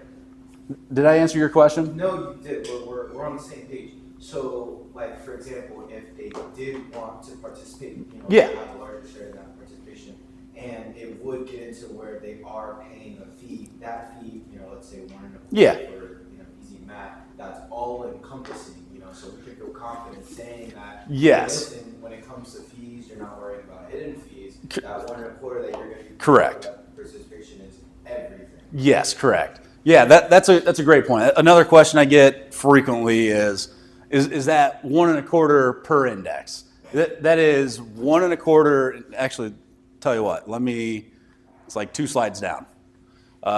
That's actually for the total assets. So if the client has 100% of their assets, or let's say $100,000 in here, they can put 50% of their assets with the fee and 50% without the fee. So in that scenario, that would be an annual charge of 0.63%. So it's not each individual index, it's on the total asset inside. And that's for the term of the contract. Correct. So no, that's actually going to be for the term of the point-to-point. So be it either the 1-year point-to-point or 2-year point-to-point, it'd be an annual fee of 1 1/4 each year. Now, let's say after the first contract year, the client was in the option with the fee, they go, I really don't like seeing this fee come out. Not for me. At that point, they can reallocate to the no fee option. So they're not tied to the fee or not tied to not with the fee. So if they go vice versa, they go, this thing performed pretty well, but I see that we could have actually done better with the fee, then you can absolutely reallocate to your clients with the fee. Yes? If you reallocate, how does that affect the bonus that you first made? Doesn't at all. Great question. So reallocation of the indices does not impact the bonus at all. The bonus is strictly a bonus to the contract. It is going to be there regardless. The only thing that would impact the bonus is if your client withdraws beyond the free withdrawal amount, which I was going to get into what those percentages are here shortly. Let's see if I can find it. We're going to do some skipping around here. All right, so let's compare the base model of the Performance Elite to the Plus model, the Performance Elite. So the base model is going to get that smaller premium bonus, like I said, of 16%, whereas the Plus model is going to get a larger premium bonus of 22%. Now, that Plus model does come with a rider fee of 95 basis points, or 0.95%. That fee is going to be tied to the contract for the entire 10-year surrender period. So it'll be 90.95% every single year for that entire 10-year period. But what that rider fee is getting you is your client is going to go from 5% free withdrawals on the base model to 10% free withdrawals in the Plus model. In addition to that 5% in on the base model, that's actually going to be 5% after 1 contract year. The Plus model with the liquidity features is going to be 10% beginning immediately. Now, the other great features that are offered on the Plus model, the enhanced liquidity version, is going to be what's called a rollover free withdrawal. And that's actually my favorite part of this product. So you guys are going to be talking about it a little bit here. I can't think of the word. Pushback. What's the next session on, Alan? Please. Objections. Objections. Thank you. That word. So one of the biggest objections you're going to get on an index annuity is going to be liquidity, right? I don't want my assets tied up for 10 years. I'm not going to be able to touch them. What if X? What if Y? What if Z? So liquidity is going to be one of your biggest pieces of pushback, one of your biggest objections that you're going to run into. I find that this solves, obviously not all those problems, but this solves a lot of those problems. So on the Plus model, if your client does not take a free withdrawal in any given year, so we'll assume contract year 1 here, no free withdrawal is taken. The following year, your client can access up to 20% of the total contract value of the contract. So that includes with the premium bonus, that includes any interest earned based on index performance. So if the client puts in $100,000, day 1 they have $122,000. We'll assume 0 interest credit in the first year for whatever crazy reason. Beginning contract year 2, that client can access 20% of the $122,000, not just their initial $100,000. So again, adding more and more liquidity to your clients. That is why I really like this product as far as, the enhanced liquidity. I always like to view this as a safety blanket. It makes your clients feel good, right? They go, oh, I can access my money. I'll be okay. I can actually use this. This is great. Now, in most cases, most clients aren't going to need to access these funds. These are, like I said, sideline funds, safe growth, really just making sure, there's not a market correction, taking out these assets. So this is a great way to offer them that liquidity to make them feel safe and comfortable.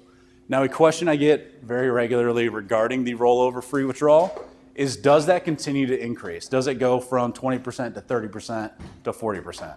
It does not. It stops at 20%, and it has to be the previous year no withdrawal was taken. So you can see here, contract year 2, we took out that 20%. The following year, the most the client could access would be 10%, which again is still some very great liquidity. It's just not going to be that whole 20%. But let's say contract year 3, they did not take a free withdrawal. The following year, they could take out that 20% again and basically ladder those free withdrawals. The other great thing that we have on the liquidity rider with the Performance Elite is the return of premium benefit. So after the 4th contract year, if the client is unhappy with the performance of the annuity, if the client has a different opportunity for those assets, or if the client just needs them for whatever reason it may be, your client can actually get their entire initial premium back, less any free withdrawals. So if they put in $100,000, we'll give them back that same $100,000 after the 4th contract year. The great thing about this is we will actually give the client the greater of their initial premium or the surrender value. So let's say the surrender value is actually going to be $110,000, whereas their initial premium was $100,000. We'll actually give them back that $110,000, the greater of the two values. So again, just another liquidity feature where your clients can feel safe knowing that they can get those assets if they need them for one reason or another. Alex? Yeah. I have a question from the chat. And Please. I apologize, there's a slight delay, so this might be from a couple minutes. Sure. Historically for Athene, has the buy-up strategy yielded enough to warrant offering it going forward? It's a great question. So it varies. So I personally don't love the buy-up strategy. I think of an annuity as a safe asset. If we go back to our participation rates from earlier, all over the place on this one.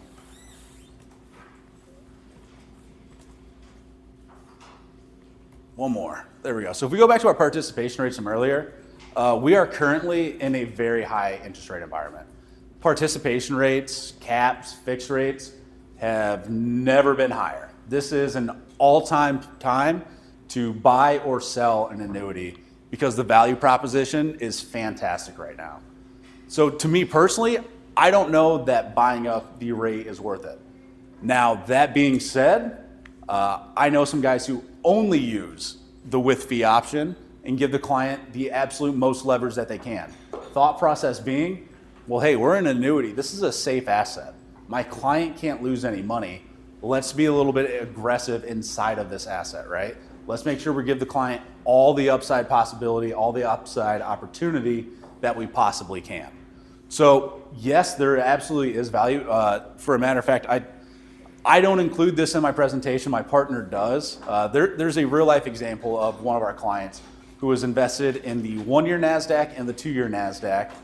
Initial investment of, I think, $1 million or $800,000 using the with fee options. The 2-year point-to-point netted the client a 50% return on that asset.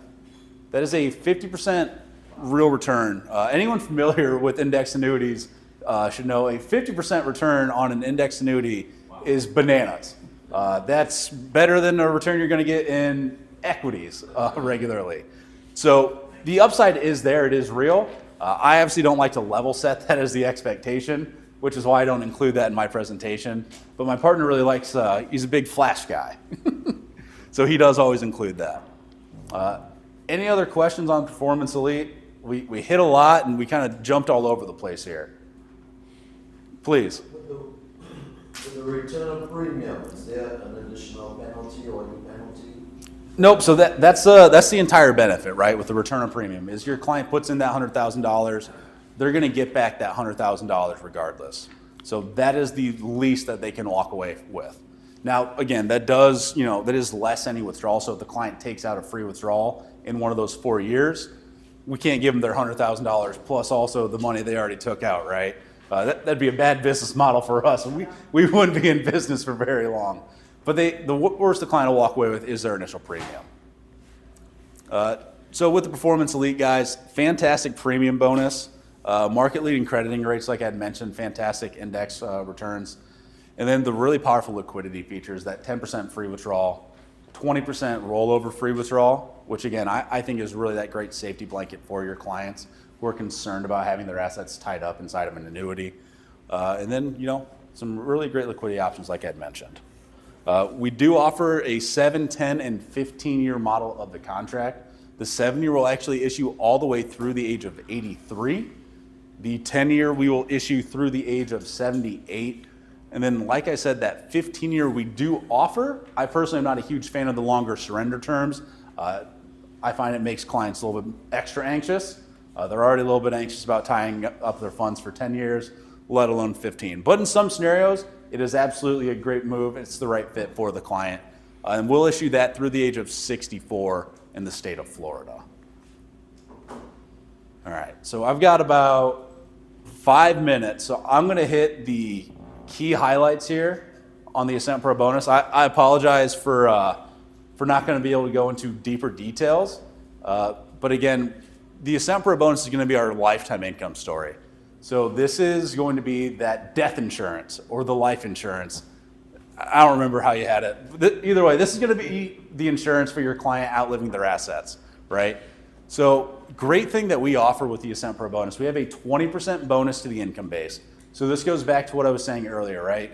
Where there's a cash bonus on the Performance Elite that goes to the account value, and then this is going to be an income-based bonus of 20%. In addition to that, we are going to roll up that income base by 10% simple interest each year. Meaning if your client puts in $100,000, we will increase that lifetime income by $10,000, the income base by $10,000 every single year for up to 20 years of deferral. Most carriers do not continue to roll that up for that long. Now I will say, most people also don't defer the income out that long. Most people aren't that prepared, aren't that planned out in their retirement. But if you do have a client who is looking that far ahead, we do have the ability to defer it out that long for their needs. We have 3 different ways that your client can take the lifetime income. We have a level, which is going to be the traditional way most clients take that lifetime income. That means that if it's $10,000 income today, it'll be a $10,000 income next year and a $10,000 income the year after that.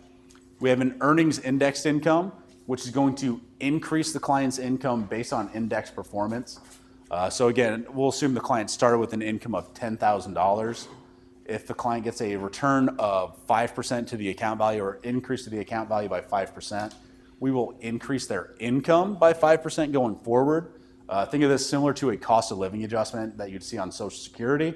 However, as opposed to being tied to inflation, this is going to be tied to index performance. And then the third option is going to be our accelerated income. The way we do this is we're actually going to give the client a greater income than that level income would be in the first 10 years. And then after those first 10 years, we will reduce that income to what we call the ultimate income amount. And that will be the client's ultimate lifetime income that continues to pay for the rest of their lives. Now, I see this as 2 possible benefits for your clients. One, this is for clients who want to defer till full retirement age for Social Security, right? They go, I've got this income gap. Let's get this larger income, so we need smaller premium to match it. I'll initiate Social Security. By the time I do that, the income's going to fall off on the income rider, but I'll have Social Security to help offset it. So it's a great opportunity for that. The other place that we see this being utilized, are you guys familiar with the go-go, slow-go, and no-go years of retirement? So for those unfamiliar, early in retirement, clients are going to be more and more active, traveling, doing this, doing that. The older they get, they kind of enter the slow-go years where they're not nearly as active, but still active. And then the no-go years where really they're not very active at all. So effectively, they have less and less need for that income as time goes on. So those are kind of the 3 different ways that your client can take the income. The vast majority of our flows, or the vast majority of people utilizing the lifetime income rider, are utilizing that level income. They're really solving for a floor. I want a floor of $10,000 a year, $12,000, whatever that number may be. They just want to ensure that they're meeting their baseline needs, and this is a great way to ensure that. Now, we do have the ability for joint or single life income.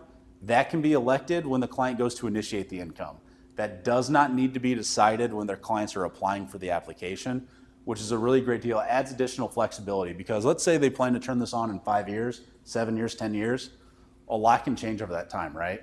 A spouse gets sick, a spouse unfortunately passes, maybe there's a windfall of cash and they no longer need the larger amount, they need the smaller amount, whatever it may be, things can change. We want to be sure we're providing your clients with the additional flexibility that we can offer there.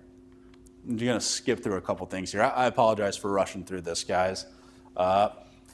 This is, I think, the greatest benefit that we offer inside of this contract. People were asking about long-term care.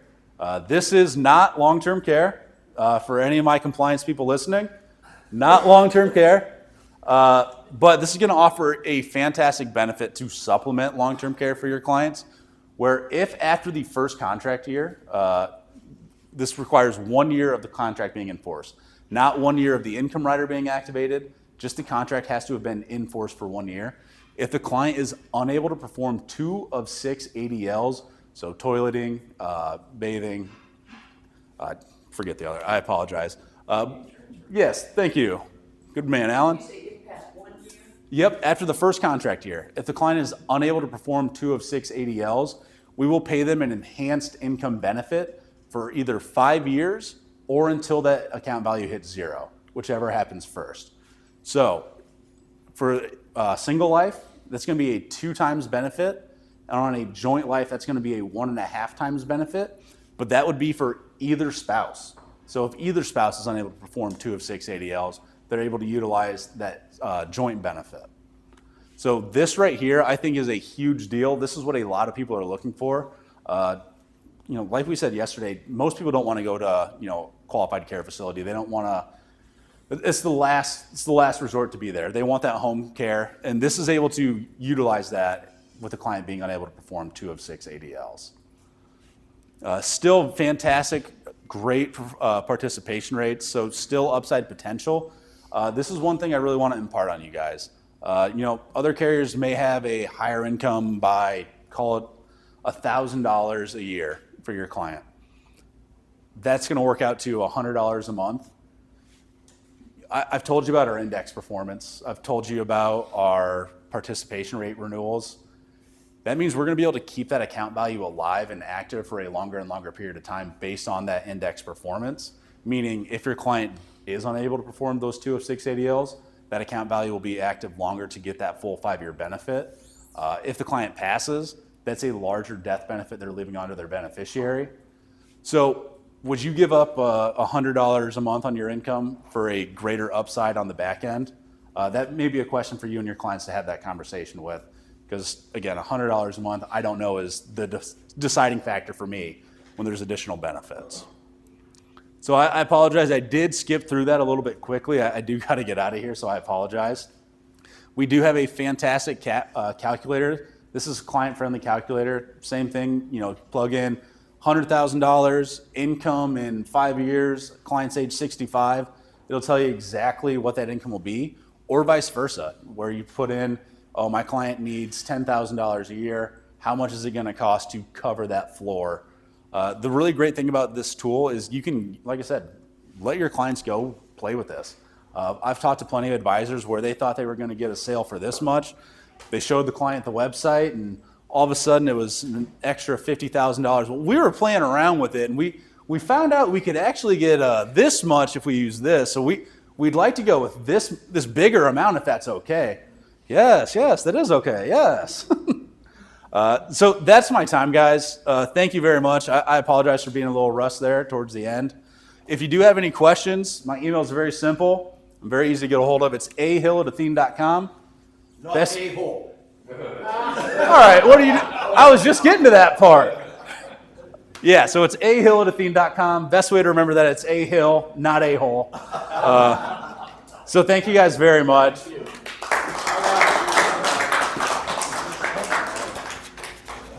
Thank you. Good job, Alex. Appreciate it. Thank you, sir. Do your... right. O.J. Simpson impersonation and run across And the skedaddle. Yeah. So.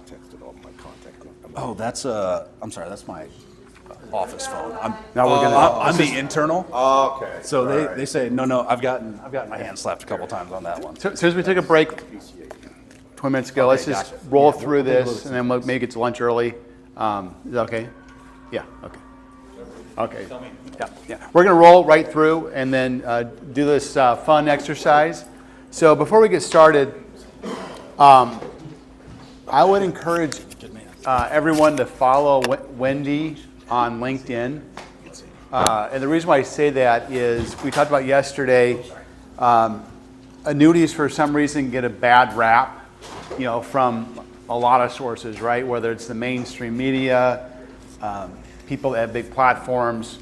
But what Wendy's really, really good at is finding articles that are out there that promote the good uses of annuities. And she sent one this morning that caught my eye. So she's always proactively sending stuff out to educate the people that she's connected with on LinkedIn. I think that's a valuable resource. So, but as we mentioned earlier yesterday, whenever we open up that conversation with annuities, some people are going to be open, because of all the things that they can do to address the risks they'll be faced with. Others, not so much, right? Because of the influences in their life, whether it's, a prior bad experience with an annuity or what they heard from, their neighbor, what they see on TV or whatever. So what we're going to do, and this actually works out pretty well. So I've got objections typed out here, and I'm going to hand the objections out. Well, that's Somebody's excited. yes. And then so each row is your partner, right? So you two are partners, you three are partners, you two are partners. Read the objection, get together, and then discuss together how we do go about it in terms of just being calm and poised and working with that client to overcome that objection, or at least talk through it. Then, after about 3 or 4 minutes, 5 minutes, then we'll come up and then each group will present their objection to the audience. So I'll read the objection, and then we're gonna have a vote. Gary's gonna be the vote. Wendy wanted me to bring down 3 books. So she's actually personal friends with Cheryl Moore. I mentioned some influencers this week, not by name, Tom Hegna, Ned Slott, and others. But Wendy wanted me to make sure that I brought down 3 copies. They're actually autographed by Cheryl. But whoever wins the contest, Gary, gets a copy of the book. So, sound fair? What is Wendy's last name on LinkedIn? Oh, Swanson, Wendy Swanson. So actually, it's Team Wendy. She posted something this morning that just caught my eye, and she just does that a lot because she's very proactive in terms of just getting the word out about annuities. And that's what I admire about her. She's not afraid to, repost things or find things or send things out. And, quite frankly, I wish I probably did more of that, but she does a lot of that. But yeah. Can our Annuity call Alan? Yes. No. Yeah. So, all right. I got 2 of these. Okay. All right. I'm just going to make sure. Okay. All right. So here we go. There's your objection. Here's your objection. So what is our team? You too. Yeah, you and Doug. Yeah. So there's your objection. There's yours.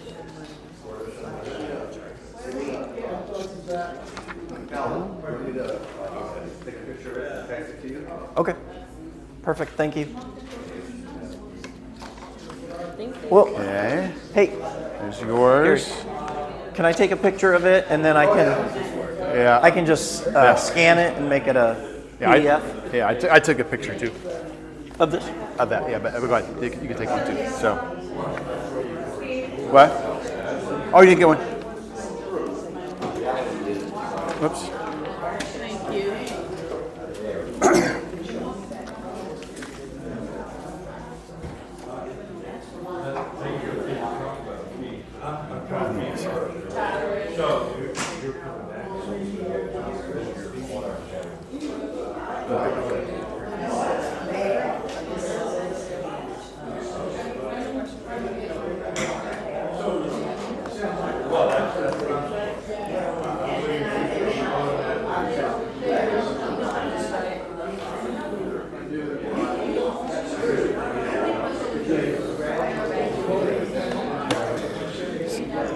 I can share these as a PDF and just send them right to my email now.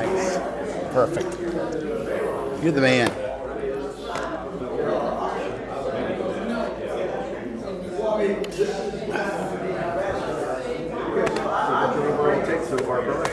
Oh, great start though. I love that. Yeah, I love that. You know, and I hope it just meets your needs. Yeah, I mean, at the end of the day, you know, the onus is on us to make sure that everybody, you know, gets what they need and gets their production. And I think we've got to hold everybody. There's got to be some accountability, right? Sure. But that being said, yeah, you got a good group. I love the internet. I love just the dinner the other night, and then you know, the breakfasts and whatnot. So, is there anything that you need from me or my team? Anything? No. So I sent you Jake's presentation yesterday. I'll send you ours when we get back, just so you have them and you can send them out. Just if you wanted to follow up a Next Tech or some of the other things, workshops, it sounds like you're already kind of doing that. But do you think it'd be good to do a webinar for our group and anybody else who wants to join us to do the Next Tech? Yeah. You know, maybe do a webinar and that needs at least an hour to do that. Maybe a series. No, we can do.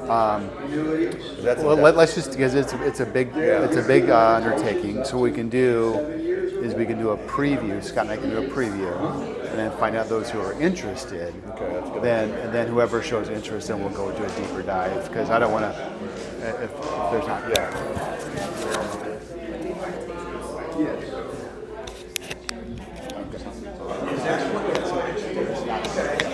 Money's locked up. We'll definitely follow up. 7+ years. Yes. However.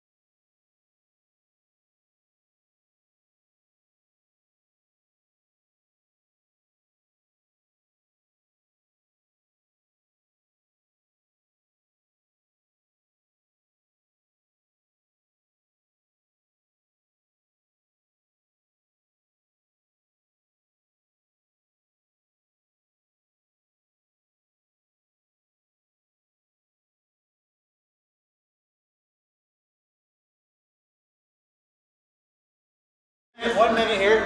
1 minute. Don't be taking no picture of me. Come on, I'm trying to. Now, try not to break my camera.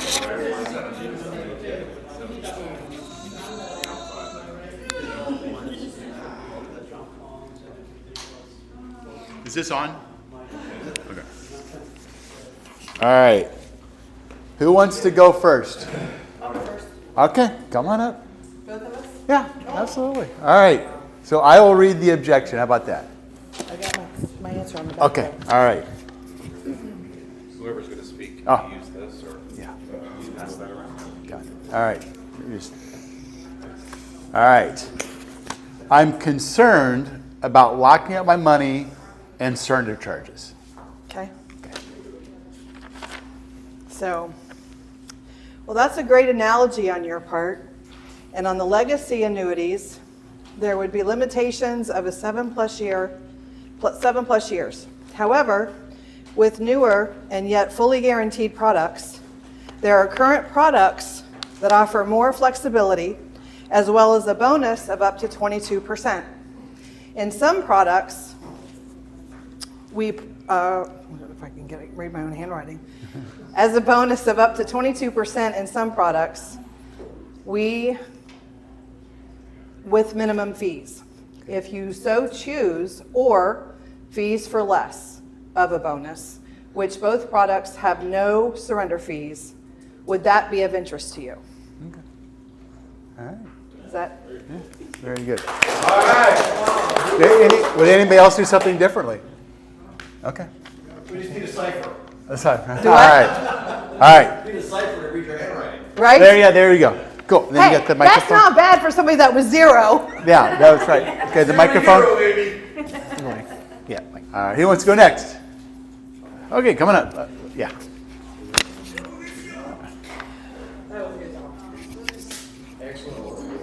All right. So let me read the. Well, here's your. Whoever's going to do the talking. Okay.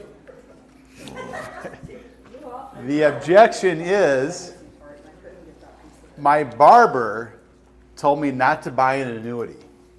My barber told me not to buy an annuity. Punch him in the face.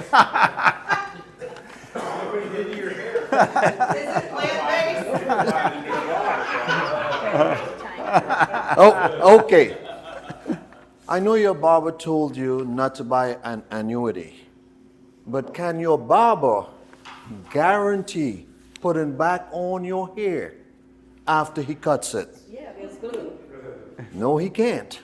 The glue fails. However, with a MIGA, you can have, on annuity, you can have a return of all of your premium less any expenses. How does that sound to you? You're actually saving money along the way without having to worry about buying glue or a wig. So you're telling me I can invest my glue money or my wig into Oh, MIGA? most definitely. That sounds good. Tell me more.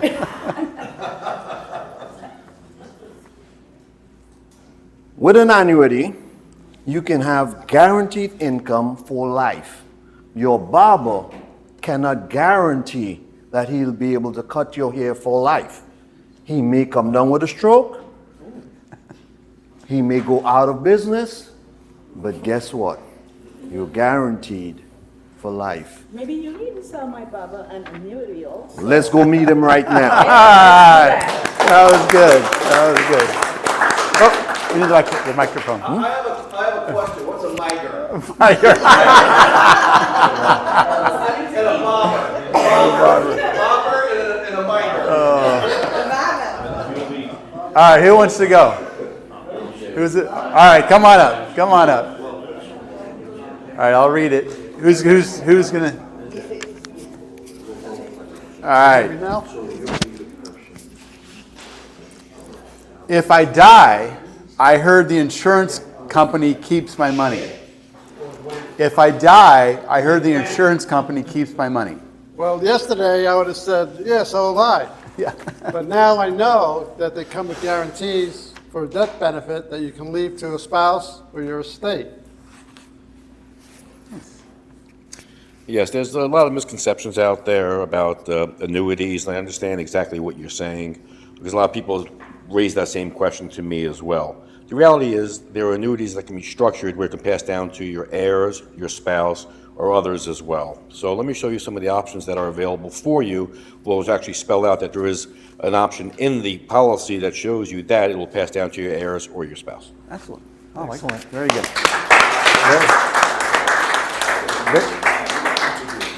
Very confident. Very confident. All right. We got 6 more. Who's my next? Yeah, come on up. Are you by yourself? Oh, geez, that was not. There, yeah. All right. Back and forth here. Let me do this. All right. Oh, okay. Here we are. I've heard that Dave Ramsey, Susie Orman, and Ken Fisher, they all hate annuities. All right. You know, I've heard that too. Oh. And that's okay, because we can all have our own opinions about things. Annuities are really a personal financial investment, and we all get to choose the one that fits us. Not for you, not for you, not for you. One that fits me and my family. So when we were talking, you told me that you can't afford to lose any money. If you lose money, you worked hard for it, you can't afford it. An annuity can protect your money. You won't lose your money if it's invested there.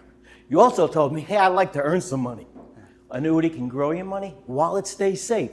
We get the right one. And you also told me, you know what? I may outlive my money. That's not good. Annuity can pay you income for life. So let's sit down, look at some options, and find one that's good for you. Not one that's good for Ken or Susie or the other guy. One that's good for you. So there's my answer. God, that was great. That was great. Thank you so much.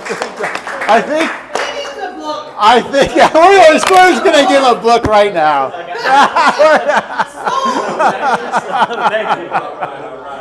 Oh, hey, come on up. Didn't you say Gary was gonna? I did, but it was. Yeah, he's by himself. He's by himself. We got 2 more. All right. He's so mean. All right. I saw on Facebook that annuities are bad. Absolutely. You know, John, annuities actually are bad for the wrong person, for the wrong situation, for the wrong time. Because, you know what? Just like someone winning the lottery. Is it always good? It's destroyed many people's lives. So sometimes something that's really, really good can be something that's really, really bad. So they can be very complex, layered fees, withdrawal penalties, but there's a lot of new things that Robin can tell you about annuities that make them not bad. I would say in addressing concerns that are true, they are complex to someone who hasn't studied it. Just like you wouldn't have a contractor fix your car or an auto mechanic build your house, you want to deal with somebody who understands the complexities, and you need to do a needs analysis, not just for a Medicare client to get on the right plan, but for someone looking to put their money into a product that will last them long term. Then there's layered fees that can be of concern, and there's withdrawal penalties. Those are the kind of components that the insurance companies who design the annuities fix over periods of time. When the interest rates are low, when they're high, the structure of everything changes and the situation can be good or bad, which is why annuities some of them allow you to evaluate annually or biannually. Others, there's unique products that allow you to intervene at any point in time. And there's pros and cons to doing that, but that's what requires a conversation. That's what requires a relationship so that we can understand your need and address it through listening and then showing you the solutions that, again, have good and bad. Maybe the fees, you trade it off for liquidity so that you can feel comfortable about accessing your money a lot sooner than the contract ends. All of it's ever changing, which is why it constantly gets reevaluated, and the products change themselves. So don't be sad about what Facebook says, that they're bad. Just come have a conversation with us and you'll be glad. Oh, I like that. That was very good. Very good.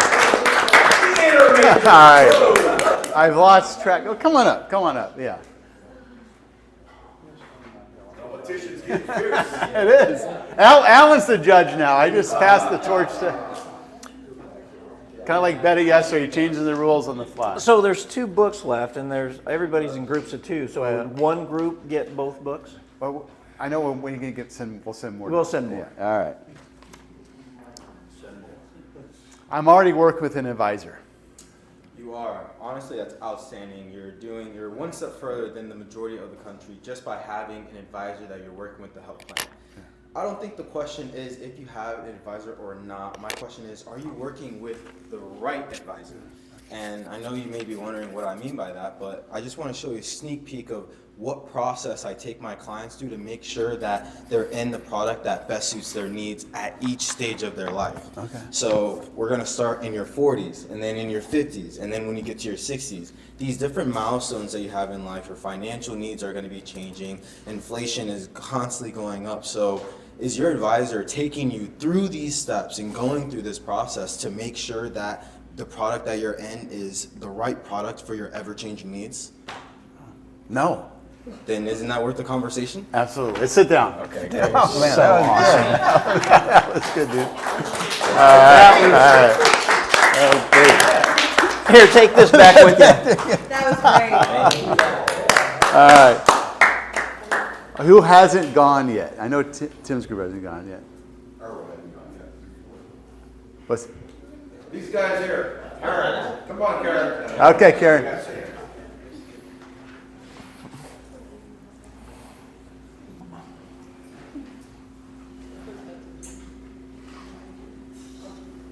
All right. Here's the microphone. All right. Okay, good. All right. I've heard annuities have high fees. Absolutely. There are facts so that the fees for annuities can be high. Now, to address that though, there are no one-size-fits-all situation. So tell me, what do you have now, and what are you looking for, and why are you considering an annuity? Now, if I could show you some options that would with lower fees that could address your needs, is that something that you would be interested in? I think so.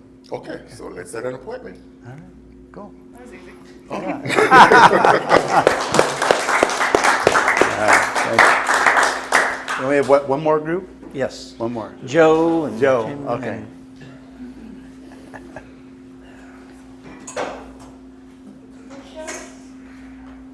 Oh, you've gone yet either. Okay, two more groups. All right, who's talking? All right, I got to read the senior. The senior. All right. I'm so glad not to be the oldest in the room. All right.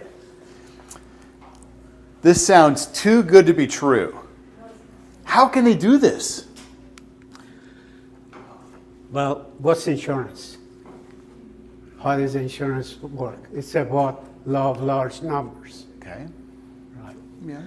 So basically, you have a homeowner's insurance. You pay the premium. Can you afford not to have insurance on your home? No. Okay. So you pay a premium to the insurance company to carry you in event of a fire and everything else. That's they work on the basis of large numbers. Okay. Same thing with annuities. You all put your money in, work on the basis of large numbers. Okay. There is really limited risk involved with it. It's not life insurance where you have death benefits and everything. Yeah. So it's investment. Where do they invest it? With the regulated agencies, regulated government categories that they can invest their money in. Okay. So everything is calculated in there. So that's how they can do it, and it is true. Okay. Awesome. All right.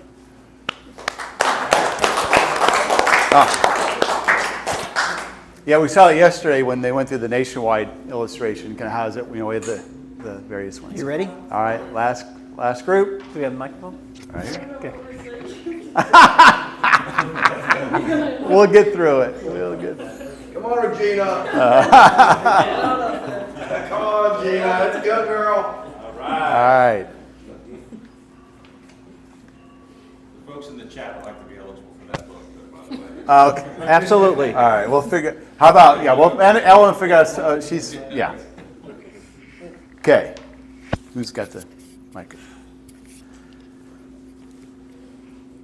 Just stock, right? Yeah, Nothing yeah, to yeah. price. But like, why wouldn't I just put my money in the market and get all of the gains?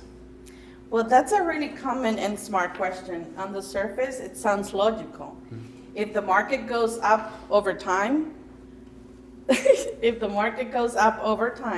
why not just to put all your money there and capture all the gains?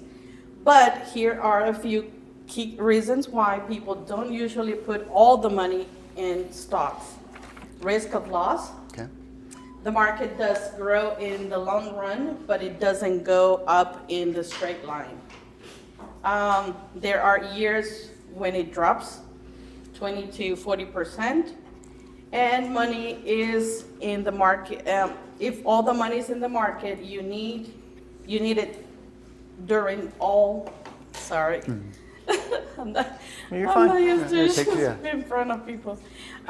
If all your money is in the market and you need it during a downturn, you might have to sell at a big loss. So here's what I would say. Okay. When you put your money in annuity, Yeah. it will grow. When the market goes up, it grows with you. Right. When it goes down, it locks in, you won't lose any money. That's why the market is a bad place for you to put your money. Put it into an annuity. Oh, all right. Simple. Sounds good. All right. Sounds good. All right. So, wait. So there was something said just Yeah, here. First of all, thank you for doing that. by Yes, the way. that was Yeah, yeah, fantastic. yeah. One of the things that I always believe when I'm selling to a client, I want to keep things simple. I don't want to be the smartest person in the room. I don't want to overtalk my knowledge. I just want to keep things simple, because what I've noticed is people will buy what they understand. Yeah. If you have the perfect solution for them, they say, I need this guaranteed income, and you show them, boom, this product will give you exactly what you want. And they say, let me think about it. You may not have explained it as well as you could have. So the first thing I would ask them is, say, I think it's a great idea for you to think about this. But before I leave, explain this product to me. And they might say something like, I really just don't understand it. I would say, you know what, that's on me. I didn't explain it very well. Let me try again. And then you explain it a different way. They understand it. Oh, this is the perfect solution for me. People will buy what they understand. But you all did great. I love everyone had their own approach, their own personality, but you addressed the objection head on. That's most important. Is they have a valid question and they deserve a valid response. And I thought you all did awesome. So, but it's going to happen. Each one of those questions are bound to happen during some point. Tim, you probably have heard them all, haven't you? Or yeah.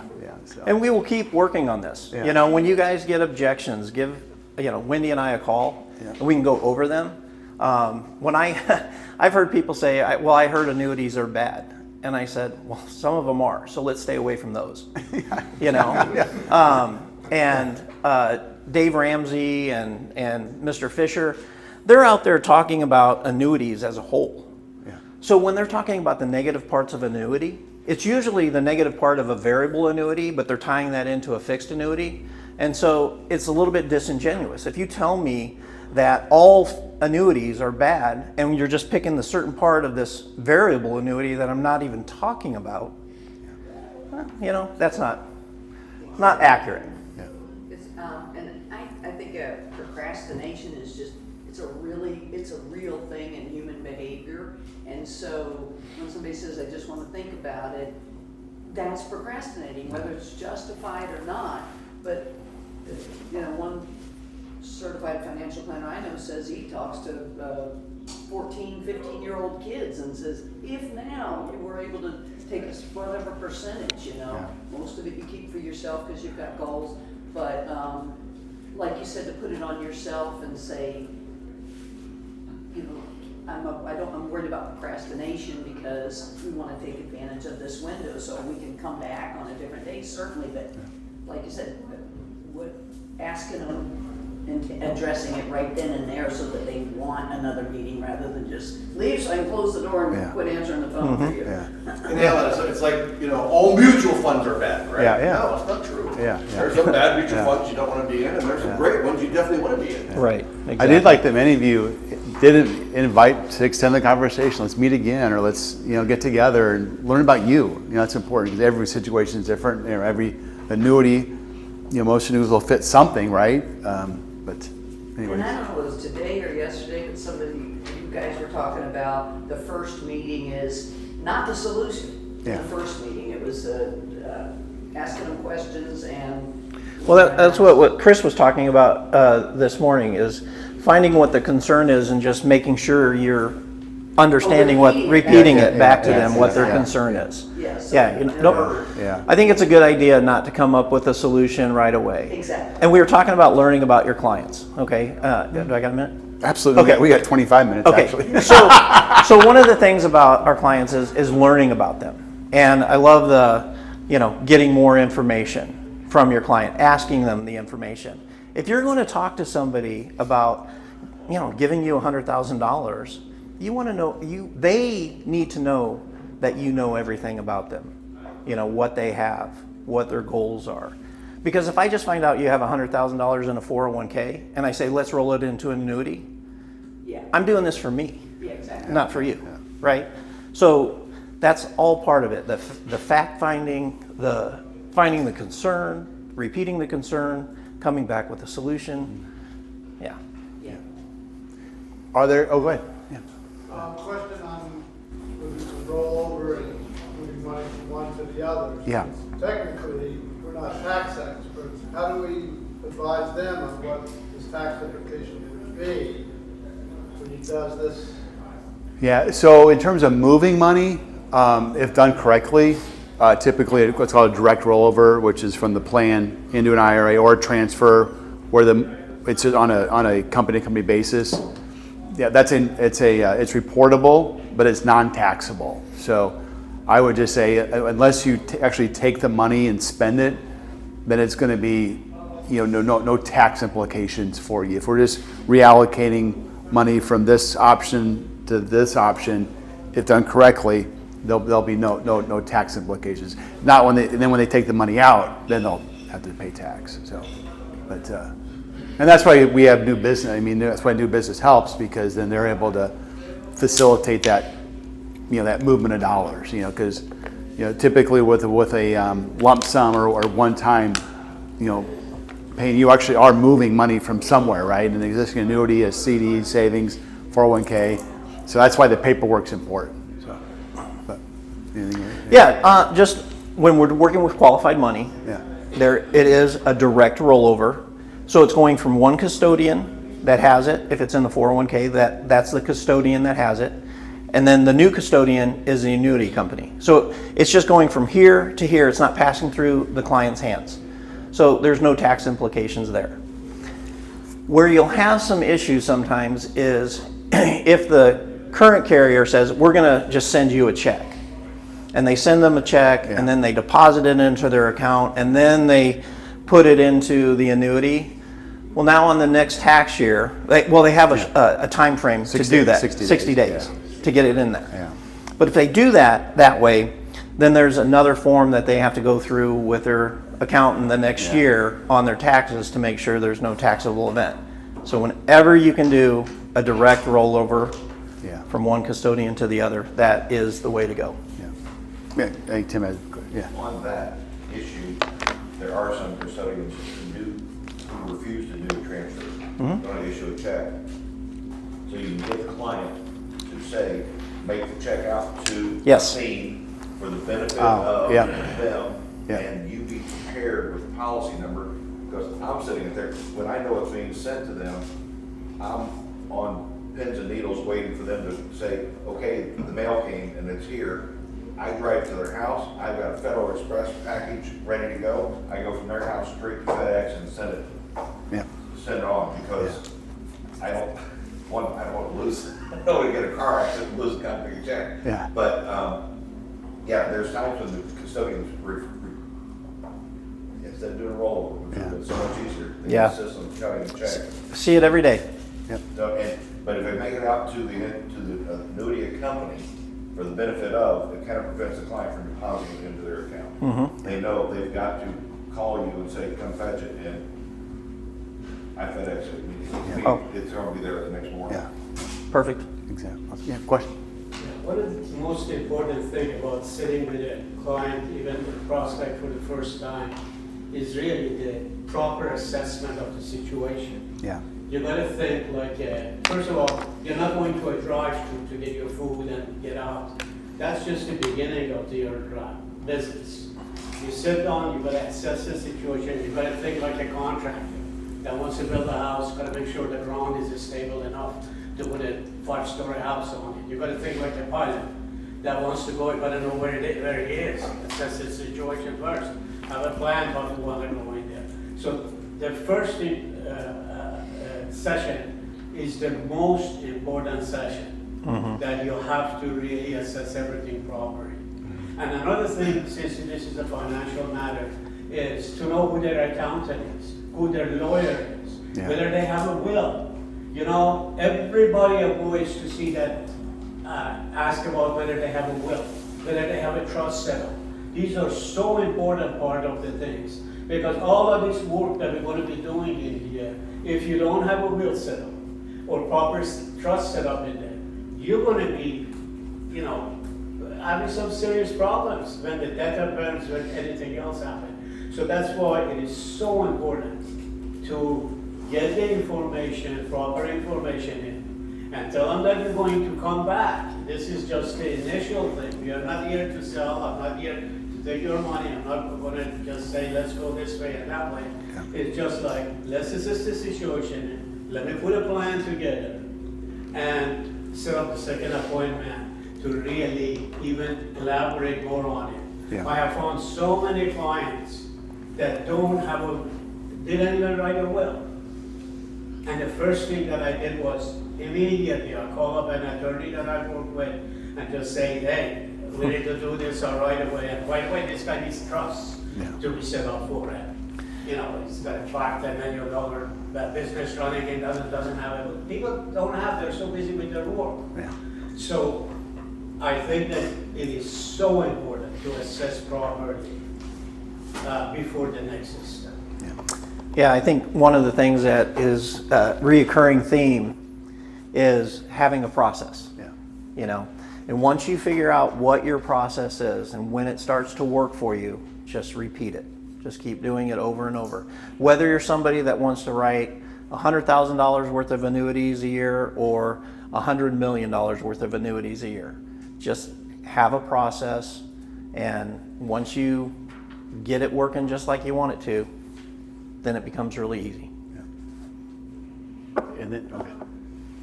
Yeah, go I ahead. wanted to ask something. After the transaction, is the person's getting any type of proof that the annuity company received the money? Good question. Like, because you have the 401k, but once everything is done, am I getting something as a client? Like, Yes. proof that Yes. So I have an annuity now? with technology the way it is right now, annuity carriers will give the client their annuity via two ways. Either electronically, they'll get it in an email where they can print it out, or you can still get a hard paper copy. But they will have a physical annuity in their hand. And then every year they'll get an annual statement. And then if the term of their indexes is coming due, they will get a letter 30 days before to say, hey, if you want to make any changes, you should get notification of that also. Or, you know, I always recommend just putting it in my calendar.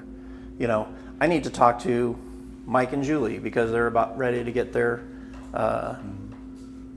reassessment, you know, letter.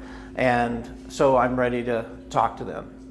One of the things I can not emphasize enough is that preset strategy. I think it's brilliant. I really like the way that more carriers are coming around to that. And then a lot of carriers, the preset with the different. So it's just on the application. You just choose preset and then either growth, balanced, or conservative, I think it is. And then when the question comes up, it's going to all get rebalanced and everything. And there's really unless there's something, happening in the market or something in the economy that's concerning, just let it ride, let it go. I think the other thing I would have them do, I'll repeat the question. I have a question Yeah, from the chat. yeah. James asks, how would you address future pacing? Like when a kid finds out mom bought an annuity and they are uninformed about their benefits and want mom to cancel it right away. Yeah, so so mom buys the annuity, right? And then their son or daughter finds out, and then why did you buy an annuity? Is that kind of the gist there? Or, yeah. Well, first, you can't talk to the kid until you get permission from mom. Yeah. Yeah. But yeah, the same objections are handled the same way. I would bring them in for a if I got permission to talk to them, I would have them come in, find out what their concerns are, and just address the concerns that way. Yeah.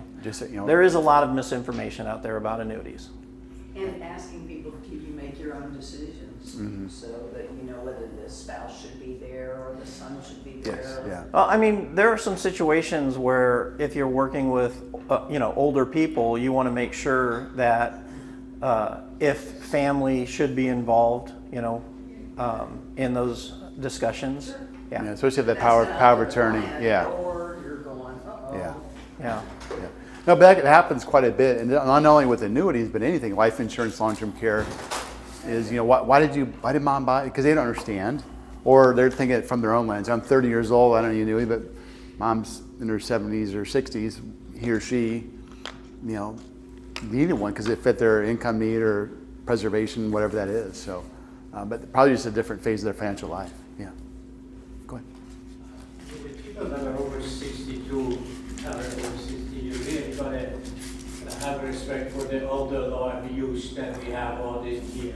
Yeah. So even though they have an appointment with them, you want to make sure that they really understand it. If not, having another individual, and if they can find out whether or not there are, obviously they have kids, or maybe they have spouse or somebody else that would be in there. So make sure that your presentation has more than 2 years listening years. Yeah.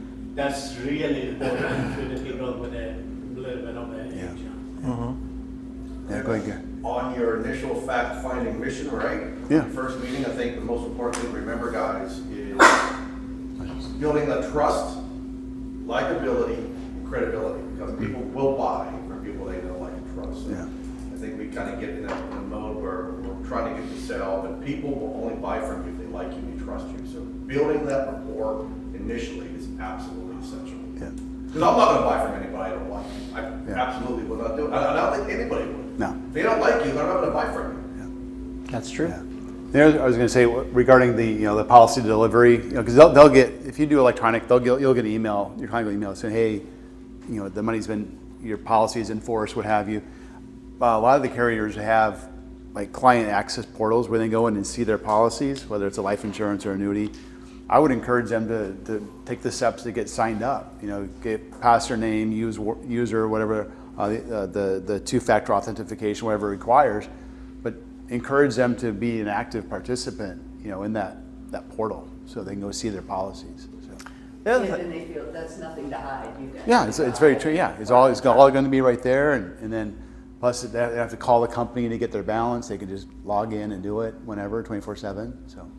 There's a lot of great marketing material for all of these annuities. So whichever product you're looking at, there's great brochures that tell everything about them. And this goes back to the son question. If you took a brochure with you or had them, you can do an email with a brochure on it. If they have the brochure and all the marketing information, and then they have somebody else who has a concern, they can just share that with them. But use that to help you with your sales process also. Yeah. And didn't you say, and I could be mistaken, but didn't you say yesterday in Client Stream that you guys have a sheet just to propose, like questions, to propose the conversation of annuities? Yeah, it was more in the packets. Nothing in Client Stream. So. We call it like an interview guide, or it's a name to it, but the idea there is we had a Medicare agent come in and we filmed his process and basically took the questions that he asked and kind of organized it. They're in that packet. So it's just a track you can run on, but the types of questions that you may want to ask, based on the situation. Well, I would say situation's the boss, but whatever situation provides and kind of dictates maybe how that conversation goes. But it'll allow you to A, open up the conversation, and B, have a few questions that you may want to ask. So.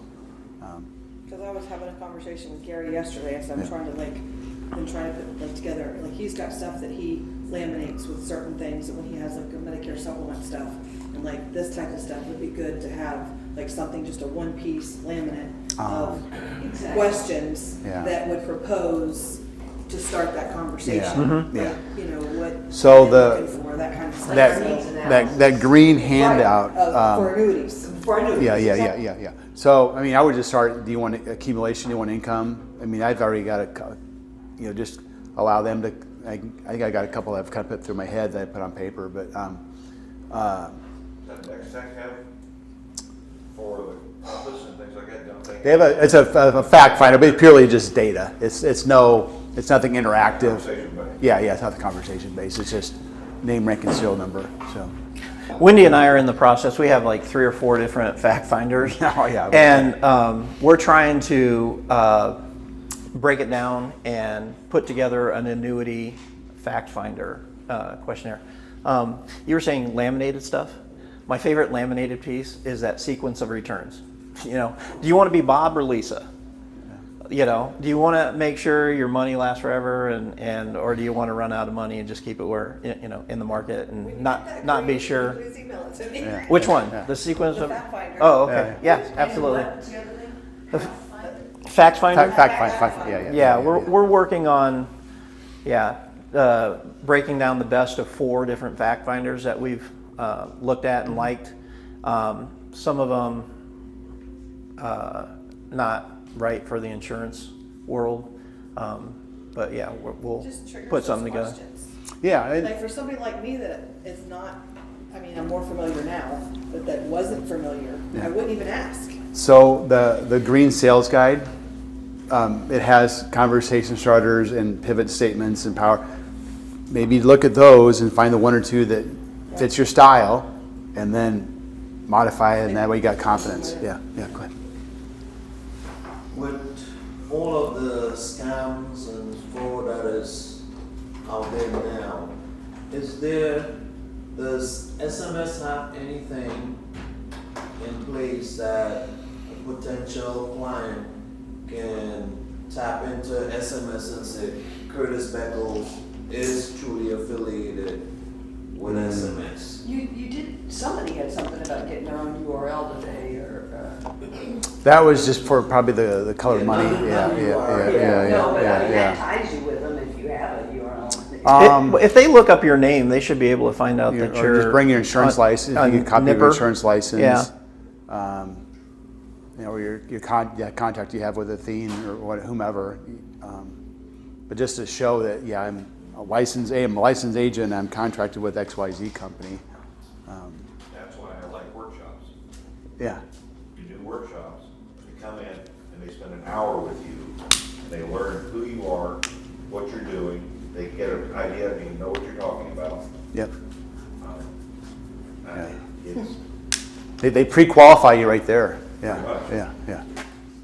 So when I meet with a client, when you do the meet and greet, I ask them, or I tell them, what is it that qualifies me to stand in front of you? You want me to move over? Yeah. What qualifies me to sit in front of you and talk to you about Medicare insurance planning or whatever it might be? So we talk about how long I've been in the business. We talk about my Torch Award for Ethics. I'm a national speaker on Medicare. I'm a member of NABIP, right?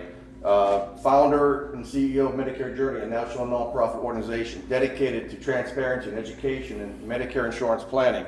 Member of NAFA, I'm a certified Medicare insurance planner. I've been voted 2 years in a row most trusted and trustworthy insurance agency in the country. Graduate of American College, earned the LUTCF designation, where less than 10% of agents in the country have attained that. So that's important. On the back, I have my family and things of that nature. So personalize who you are. Build that credibility and trust and likability. That's one thing. This is important. This is one of my biggest sales tools that I use with clients. Thanks, Jerry. Thank you, Jerry. Cool, thanks, yeah. We'll do one more, yeah. Comment, question? Yeah, yeah. Oh, got it. Oh, got it, okay, yeah. No. So I appreciate the involvement today, everything we learned about this morning, you know, in terms of what you learned yesterday. But I think it's time for lunch, or close to, and then we'll come back for one more session. We'll get North American on the line. Jake will remotely, and then we'll be good to go at 2 o'clock. So I have one more thing. Yeah. Just one. Yeah, you're fine. So we talked about that travel insurance center, which I think is awesome. And the one thing you have to do is get the travel insurance designation on your license. And I just called down to the state and they put it right on there. It didn't cost me a dime. So in order to get commissions from those transactions, just get that designation on your license. That's it. Go link it together. I just used it on my Philippines What's that? trip. I don't think Florida requires that. Oh. You have to be a PNC agent to get collect commissions from travel in the state of Florida, but you can certainly get the referral fee. So that's what SMS does. They just pay the agent a referral fee. Oh, okay. Yeah, I guess that would be state by state. because I just used it on my Philippines trip. I got Oh. it, and I had It's great. evacuation, I had cancellation, because I was on so many different flights and all kinds of stuff. It cost me $150 for a 5-week trip. We've heard so many great stories about people using it, needing it, you Paid know. myself for it. Yeah, It's a beautiful system. fantastic. Here, All right. are you saying we don't need that designation? Okay, here, is that just in Florida? Might we need it when we're selling in a non-resident state? I don't know about non-resident, but What's Florida that? don't need, there's no such I designation. can't. If you call Travel Insurance Center and you talk to Brandon, then you'll know every state. Yep. exactly what is needed or what's not. Perfect. All right. It's easy. Awesome. Very easy to work with. Check out your Did you shut 'em?